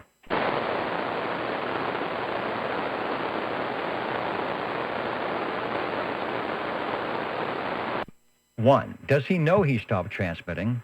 Two, if he does, is it because the radio has totally blown up? Stay tuned to this channel to find out. I'll take short transmissions here. You could hear a little bit on the filtering. I think that radio is actually filtered quite nicely, so there wasn't a lot of difference when I went to the super wide filter. But we get somebody running in Hallicrafter's HT37 on some phasing thing, then we might hear some difference. Hello, Harvey. Over. I have a feeling that the transmitter dropped out and he doesn't know it. Oh, this just isn't good. And this was our trivia. This is the reason we stay up for 2 hours on the Old Tube Radio Network, so we can get the bedtime story. Doggone it.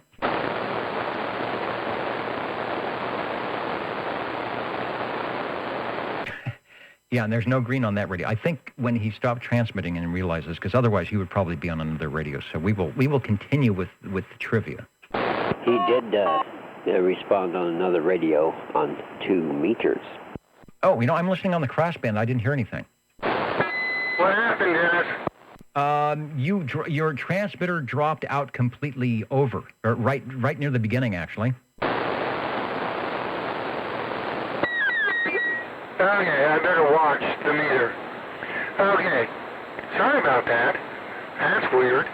Okay, I'm going to watch the meter.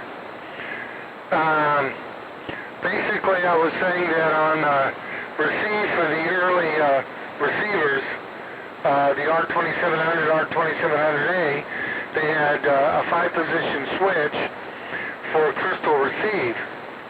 And as you went up, like from channel 11 to channel 12, the crystal frequency didn't go up, it went down. So, kind of odd, because most of the other radios with crystal receive, the higher you went for a channel, you went up in frequency.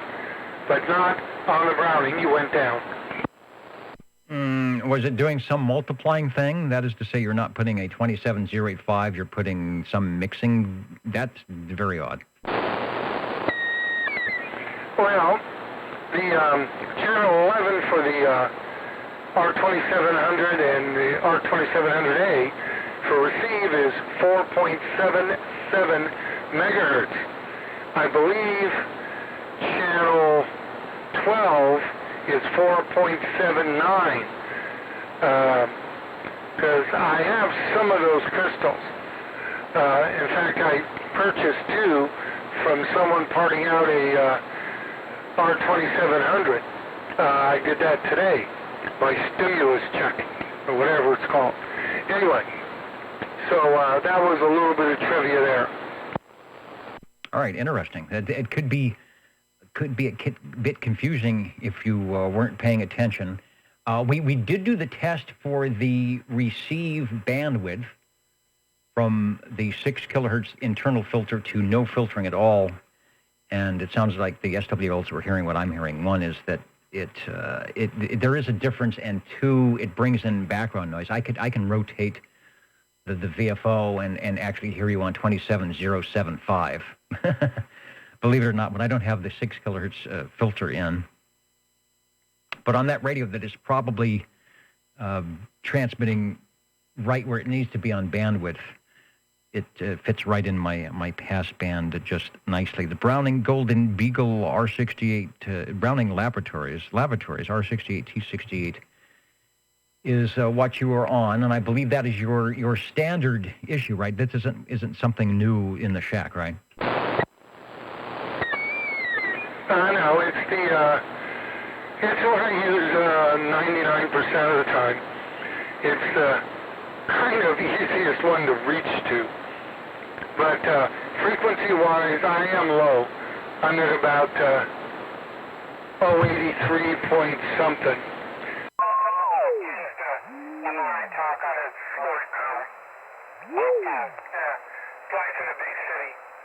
I can fix it, but don't want to take the time right now. But that was that little bit of trivia. Now, if I'm around next week, I've got some more about how they kind of did the transmitter and receiver tuning on the Brownings. It's kind of something I was thinking about a couple days ago, and I went, well, they did do that. That's weird. But I can mention that next week, maybe. Okay, sounds good. I did zero beat. You are at 27084, almost brought an 84, about a KC low. The FCC allowed, we were talking about that earlier.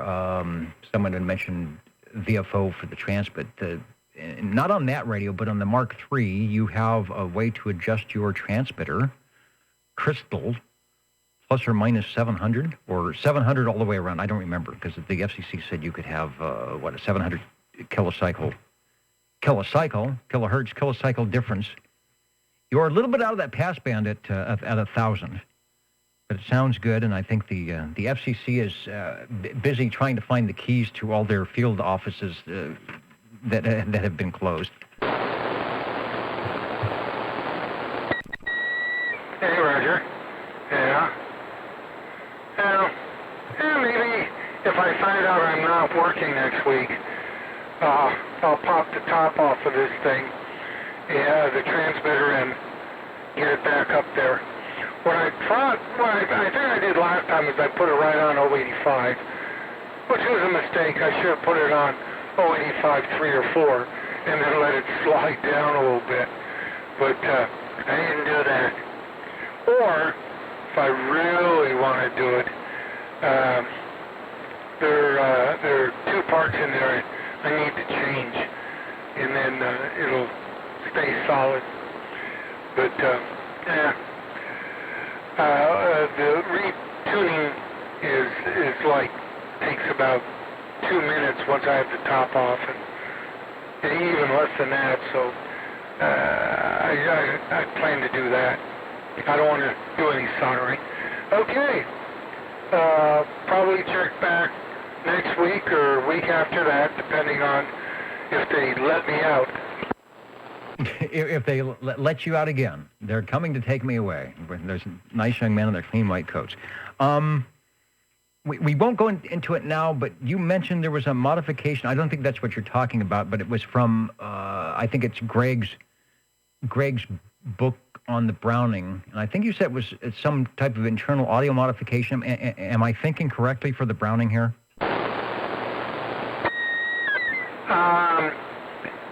There might be an audio modification, but I think the one I mentioned was possibly the on the Mark III modification for the VFO, so it'll slide more than 700 either way.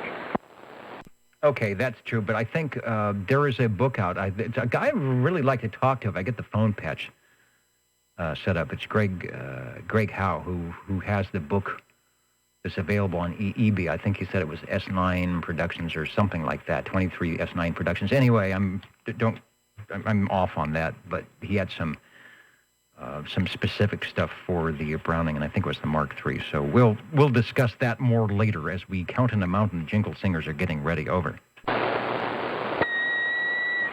Well, there is a modification you can do for the audio to change the tone. Well, you change the tone, you change the pain, and it's, instead of a screaming eagle, it's like a wounded duck. This is the wounded duck frequency. Well, as you know, they've got that audio filtered, whatever, filtering they do in the audio, so it's rolling off everything below 200 to 300. I've tried it with the audio board. I've tried to literally shove, 200 hertz, 160 hertz. It just doesn't. The radio says no. It ain't happening. So Browning wanted their radios to sound like Browning radios. Oh yeah, I was going to say like a ruptured duck, but we're not allowed to say stuff like that, on the radio, I guess. Yeah, it's you replace a couple of parts in the modulation circuit, and you can change the tone. And if you really want to get serious, you can add, well, you change a couple of parts, and then you add a control to the back, and it's like doing a transmit audio control.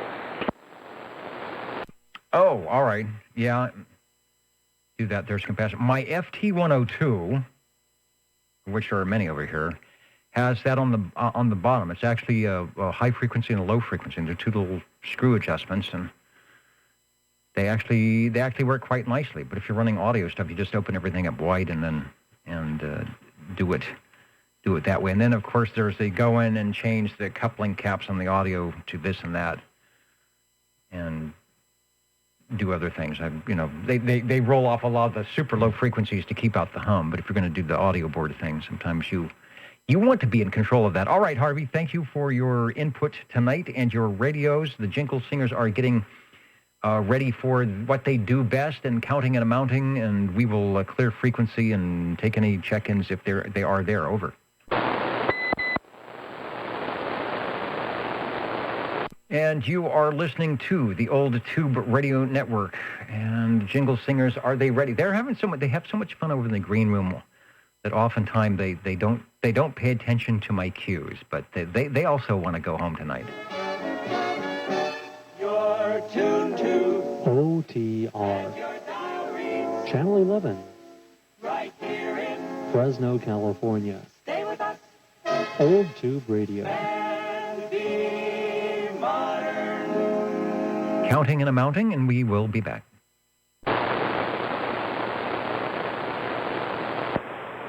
All right, if you're counting and amounting, how about adding another one in the Robin column?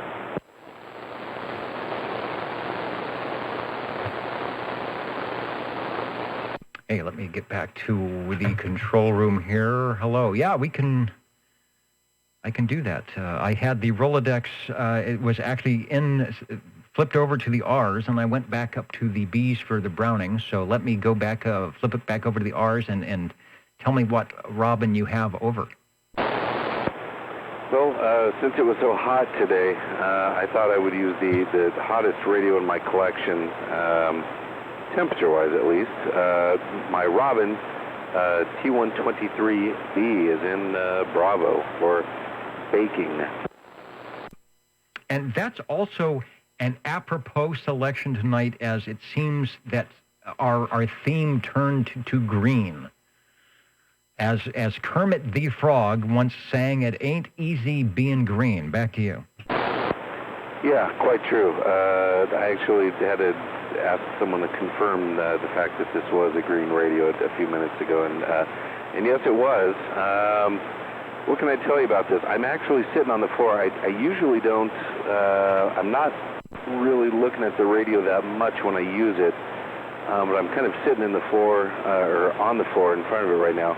I guess it's a nice green-looking radio, and I do have all sorts of fun lamps on the front of it. Now, it's not a Magic Eye tube, but I think I've got some sort of a blue or a gray transmit lamp that's lit up right now.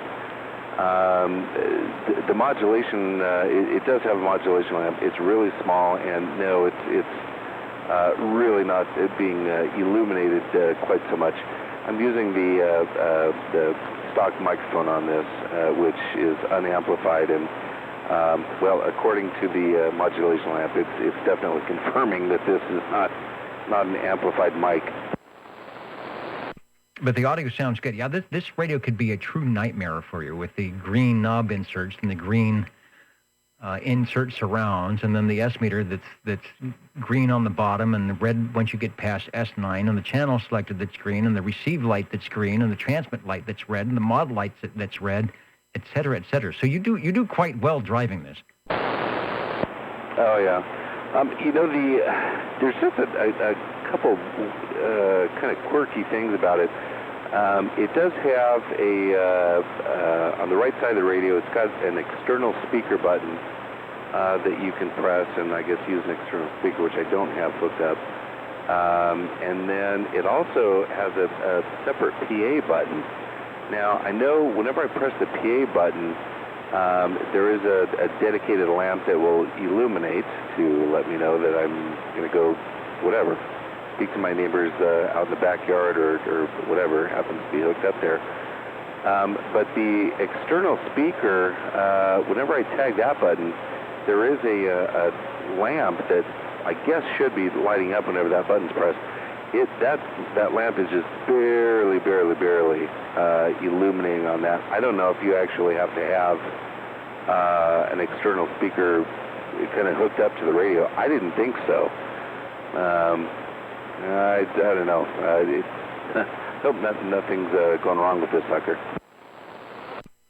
Well, in the picture we're showing, which is Cliff's radio, I think he's got that radio or that button pressed, because the externals out of that triple stack of lights there, the external speaker is the one that's on. Probably taking the picture, that was the easiest one to light up, or that made sense.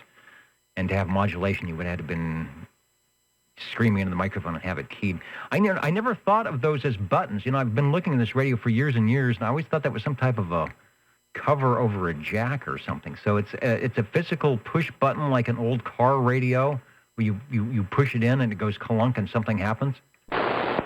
Yeah, exactly. And it's funny they say that, because I've been paying attention over the past few weeks. I've been kind of fascinated with the old style light switches that you used to find in homes. You can still buy them these days. But yeah, instead of like a toggle switch that most everyone has for their turning on and off their lights in their house, these days, I guess quite some time ago, I guess the generally accepted practice was to have these switches that were kind of buttons. You press the upper one, I guess, lights turn on, press the lower one, lights turn off. That's pretty much, well, I don't want to say it's exactly the same type thing we got going on here, but very, very, very similar. Quickie? Yeah, I know what you mean. I know some of the old Tower District houses, what do they call it, knob and tube? Did they have to rewire from knob and tube have the buttons like that? We're talking with Mike SWL47 on his TRC 217. It's Radio 14, probably our last radio of the evening here on the Old Tube Radio Network, the green machine. Let me put the B on the notes here. And there's a quickie. Let's pick up the quickie break. This is OTR. Go ahead. Yeah, on my Robin, whoever has this other Robin, on my external speaker, the button does stay in, and the bright light turns orange, but the button stays engaged. It doesn't pop right out. It works just like the PA button. When you press the PA button, the white light comes on, but it stays engaged.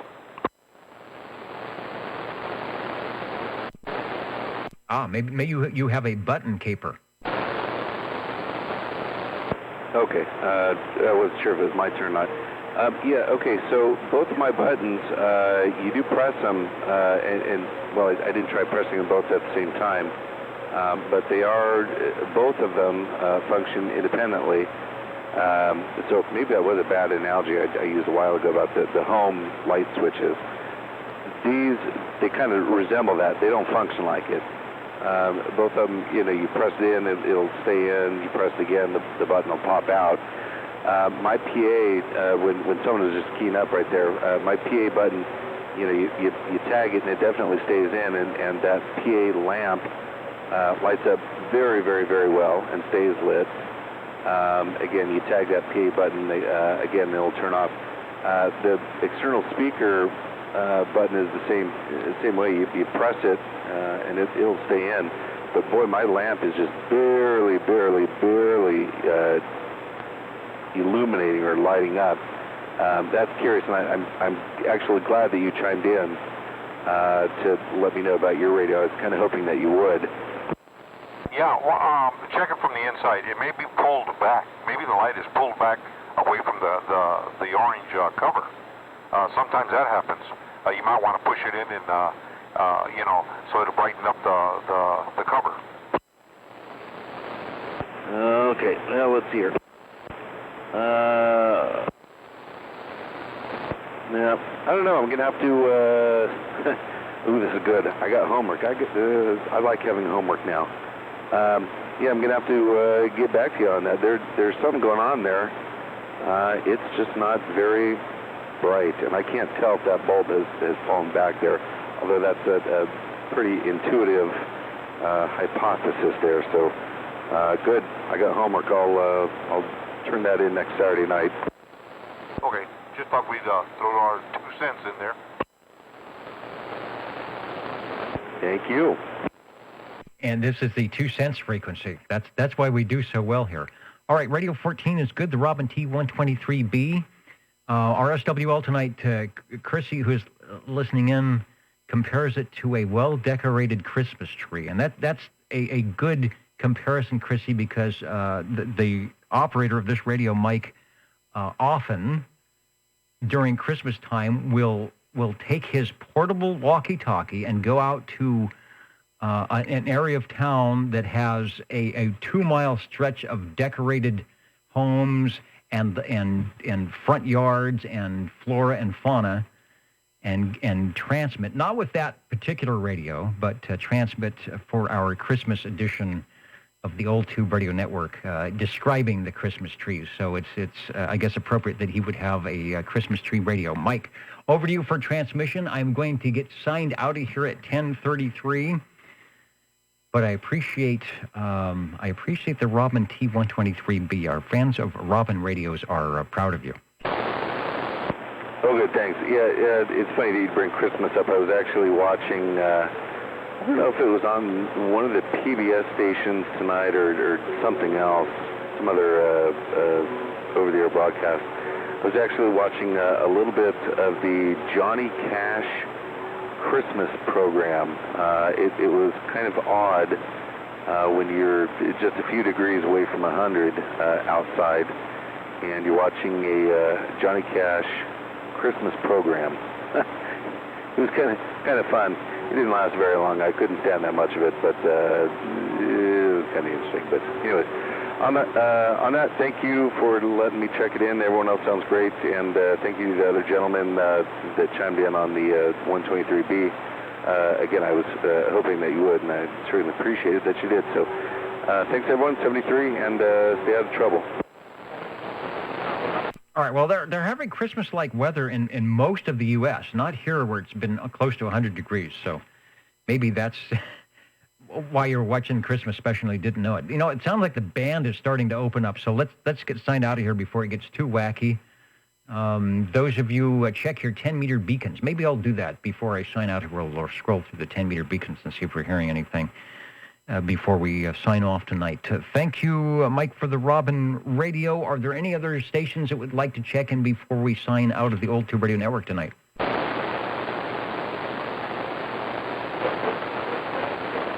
Yeah, somebody's trying, and yeah, I'll have to check in the morning to see if we get any of the skip or the ducting skip land. Counting mounting. Be right back.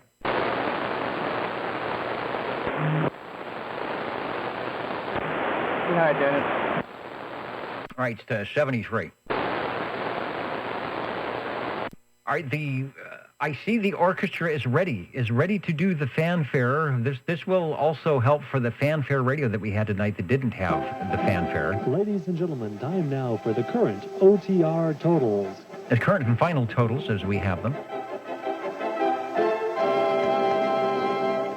And for 11 meters, Dave, it says the Super Bowl on Channel 6 is better than the beacons. That worked except today. This morning when we had the ducting that came in from San Diego, so it was about a 200 to 300 hop, and I'll call it ducting. I don't even call it e-skip. That's the first thing I did. I went to Channel 6 and it was absolutely quiet. So I discounted it as to maybe a truck driver was going through or something, and then the guy said he was from San Diego. And I actually talked to the guy. And then I went to Channel 6, and there was still nobody. And I went up to Channel 15, and here was Quack Quack Radio. So sometimes it's weird how that works. The other thing with using Channel 6 as the beacon is if it's starting to come in, you are probably hearing radios that are 50,000 watts, right? You're hearing the 3,000-watt beacons.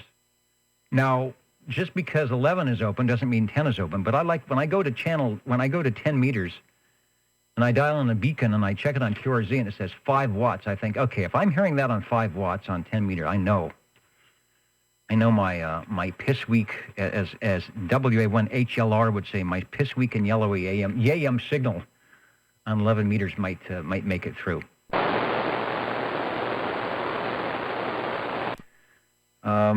Let's see. What do I want to do? It sounds like things are blown up here, so let me get this done fast. We had 58 SWLs checking in tonight. We had 10 on page 1, 15 on page 2, 16 on page 3, and 17 on page 4 for a total of 58. This is the first week of our 8-week roster.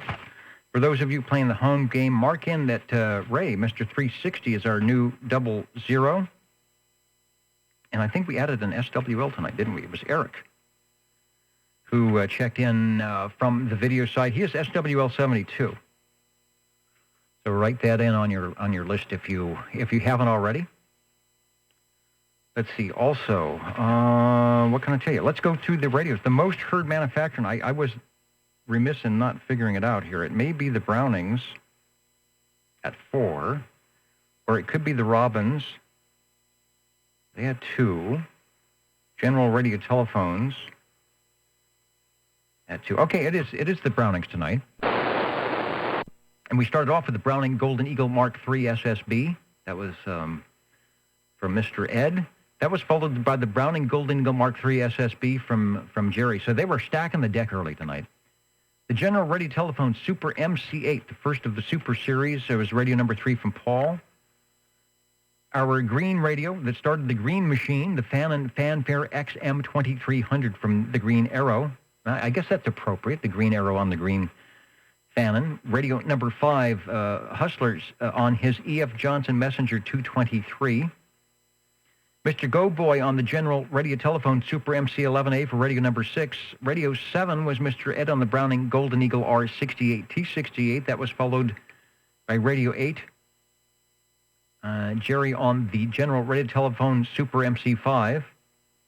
Paul up in North Fork, Radio 9, the Realistic TR3C X23A from 1967. Radio 10, 60 on the Robin T123B. Radio 11 was the Tram TR23E from Mr. Ed. Miss Julie on the Sonar FS3023 tonight, Radio 12. Radio 13 was the Browning Golden Eagle R68 T68 from Harvey, and as you just heard, the Robin T123B from Mike tonight. So all is well. Mother's Day is tomorrow, so to all the mothers out there, hope you can have, I know it's going to be a little bit different than you're used to, so hopefully you can make the best of your Mother's Day. Thanks to all those who took time out to check in radios tonight, and all of you who spent a little time listening.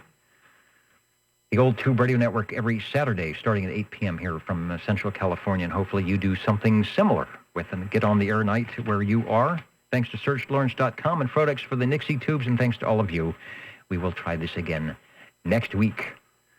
Looks like the bands are opening up. We've got some sunspots. The skip is in, so have fun DXing, whether it's here on 11 meters or whatever band you may choose. Good night, everybody. Good night, Dennis, and thanks a lot.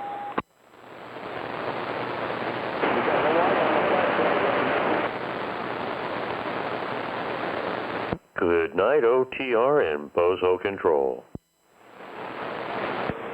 And you know what I forgot to mention? This is really sad. Good night to Little Richard. Little Richard passed away. He was in his upper 80s. So that, boy, they are almost all gone. I know who's left. Jerry Lee Lewis, and there might be one or two more. But anyways, good night. Poor guy, Little Richard, man. That guy rocked, literally. Yeah, that was a good golly Miss Molly. Yeah, or Long Tall Sally.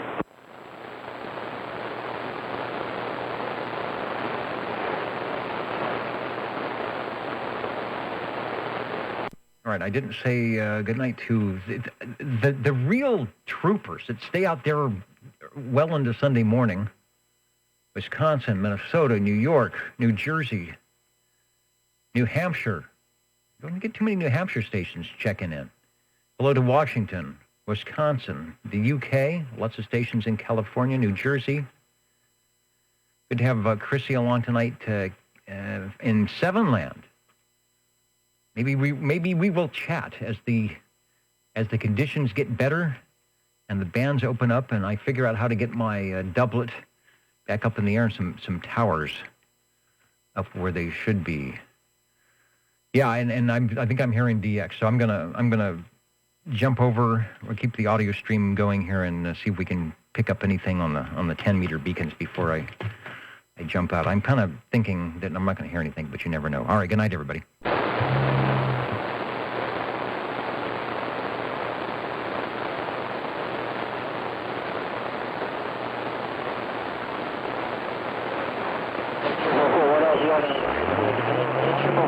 He got in those redwoods in Humboldt County. It's 433 on his nose either. Come on. Is that Hawaii?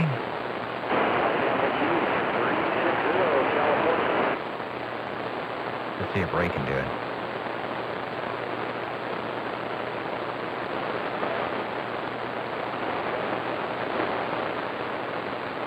Got some gray line coming in.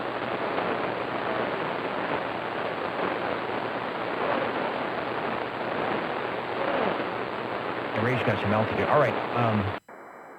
Maybe we'll hear a KH6 as we go up to 10 meters. I wonder if Ray's going to get that. He's going to get that station there. Wow, kind of weak here. Listening for beacons.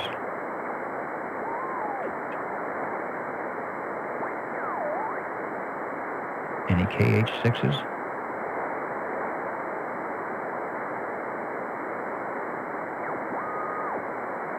Got some birdies.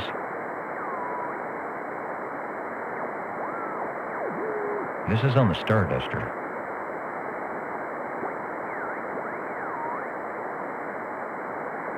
I think it's going to be a no-go.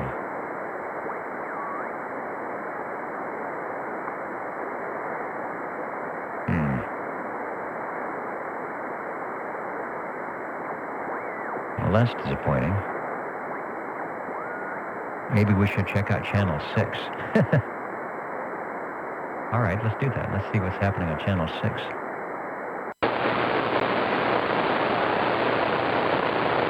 Lots of noise.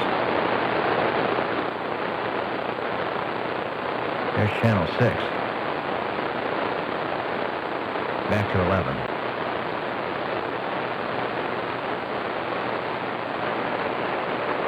Yeah, they're still out there. Happy Mother's Day.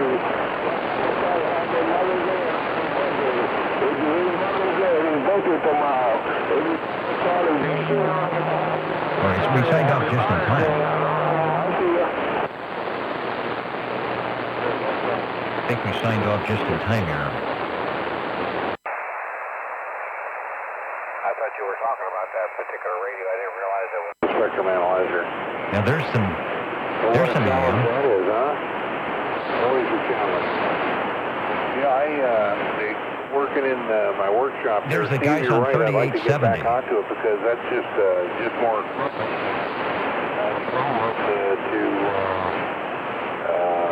make things. There's 3870 on the Starduster. So some AM happening there. Nothing on the East Coast up at 85. Back to 70. I've got the modulation transformers on one section. I have all the plate transformers. That's a good And signal. I got big ones. I got plate transformers that you can't find anymore. They're huge, like what's used in the KW1. The big boys. And then, of course, Not a bad signal. they go down in size from there. And then I have filament transformers on another area. It really makes it nice because now... Yeah, 7290 is bad for me at night. Lots of static. When you get so much stuff, you just kind of put stuff wherever you can find a spot for it. So I'm getting rid of that. So, I bet he'd be 40 over on the wire antenna. To sending things out, and I'm going to be doing some more of that as time permits. Right after we're doing it, break and we're going to have the barbecue tomorrow over at Ashley's ranch.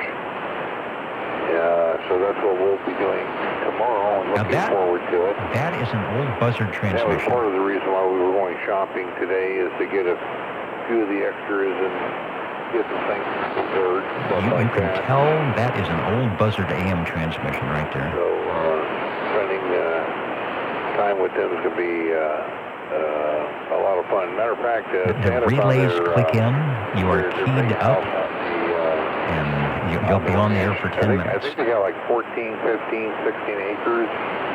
It's not really big, but it's big enough. Yeah, see, I the can't big hear. house on the I can't hear the guys on 85.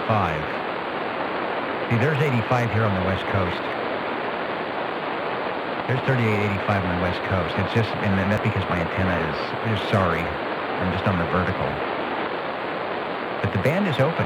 The conditions are good tonight. did everything. They put a new That's roof on. 3870. They changed some of the windows, or not the windows, but the rooms dimensions, and added closets. And I'd be curious. 20 is still. I think we're still too low in the cycle for 20 to be 24 hours.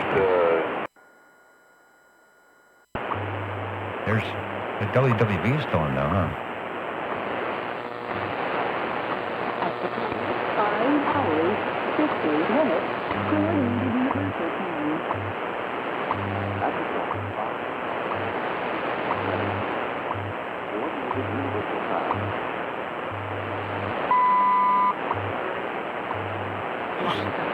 So is the female voice, is that WWVH? How do you know when you're listening to the Hawaiian version? We'll provide special announcements on minute 10 of the WWV broadcast and minute 50 of the WWVH broadcast. These announcements will provide information to participants regarding the purpose. And this is on the Starduster, so. They're really looking forward to moving in. And he's still keyed up on 3870. Let's try 11. Listen to that. We've signed off just in time. That's 27085 right now. Tell me your YouTube page. Hey, 444, can you spell me your YouTube?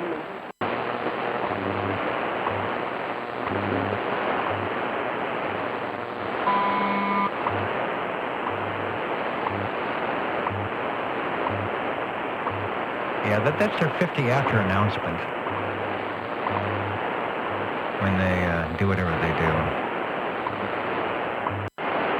You know, your room apartment or whatever. All right, we're still going on 3870. That reminds me, we haven't even started on that front bathroom yet because of all this going on.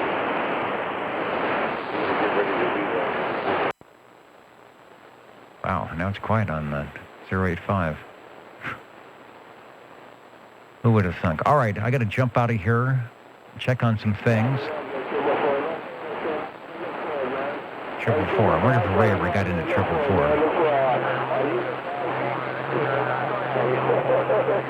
All right, come on. One more time for the 10-meter beacons. I can't believe we got that much on 11. And there are no 10-meter beacons. See, now that is why you check channel 6. Because sometimes the MUF just doesn't go as high as you think.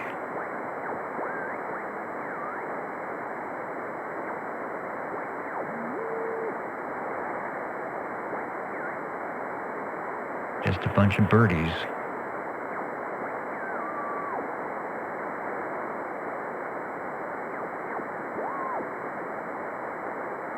Wow.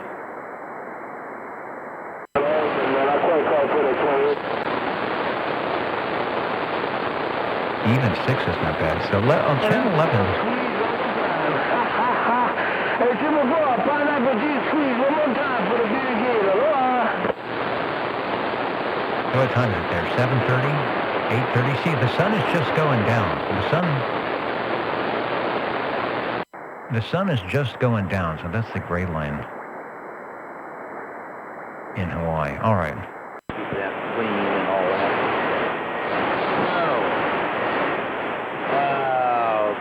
I'm tired. All right, he signed it. Shut it down and go up forth and go above. So you both have a blessed rest tonight? A little bit noisy. I think that's HDY. Enjoy tomorrow, family. How cool is that? And how cool is that block party?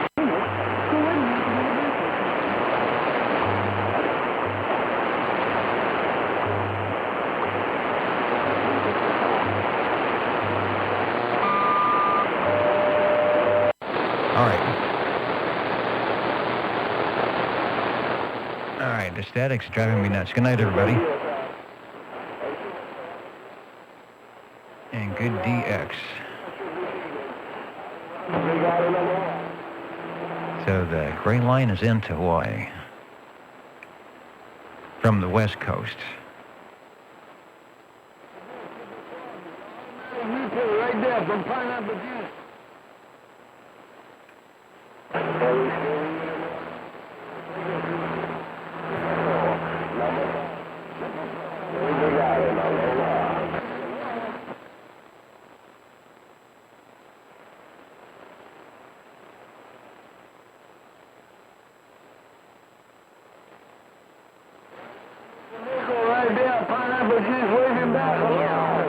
Yeah, Mitch, good luck. Good luck on the noise finder. Sometimes they take a long time after you find it for them to do something about it. Although if you were an entity that had to make money or was, like an emergency service, they'd be out there the next day. But good luck. They will eventually put it on their list to do. All right, 73, everybody, and we will catch you next time on the Old Tube Radio Network.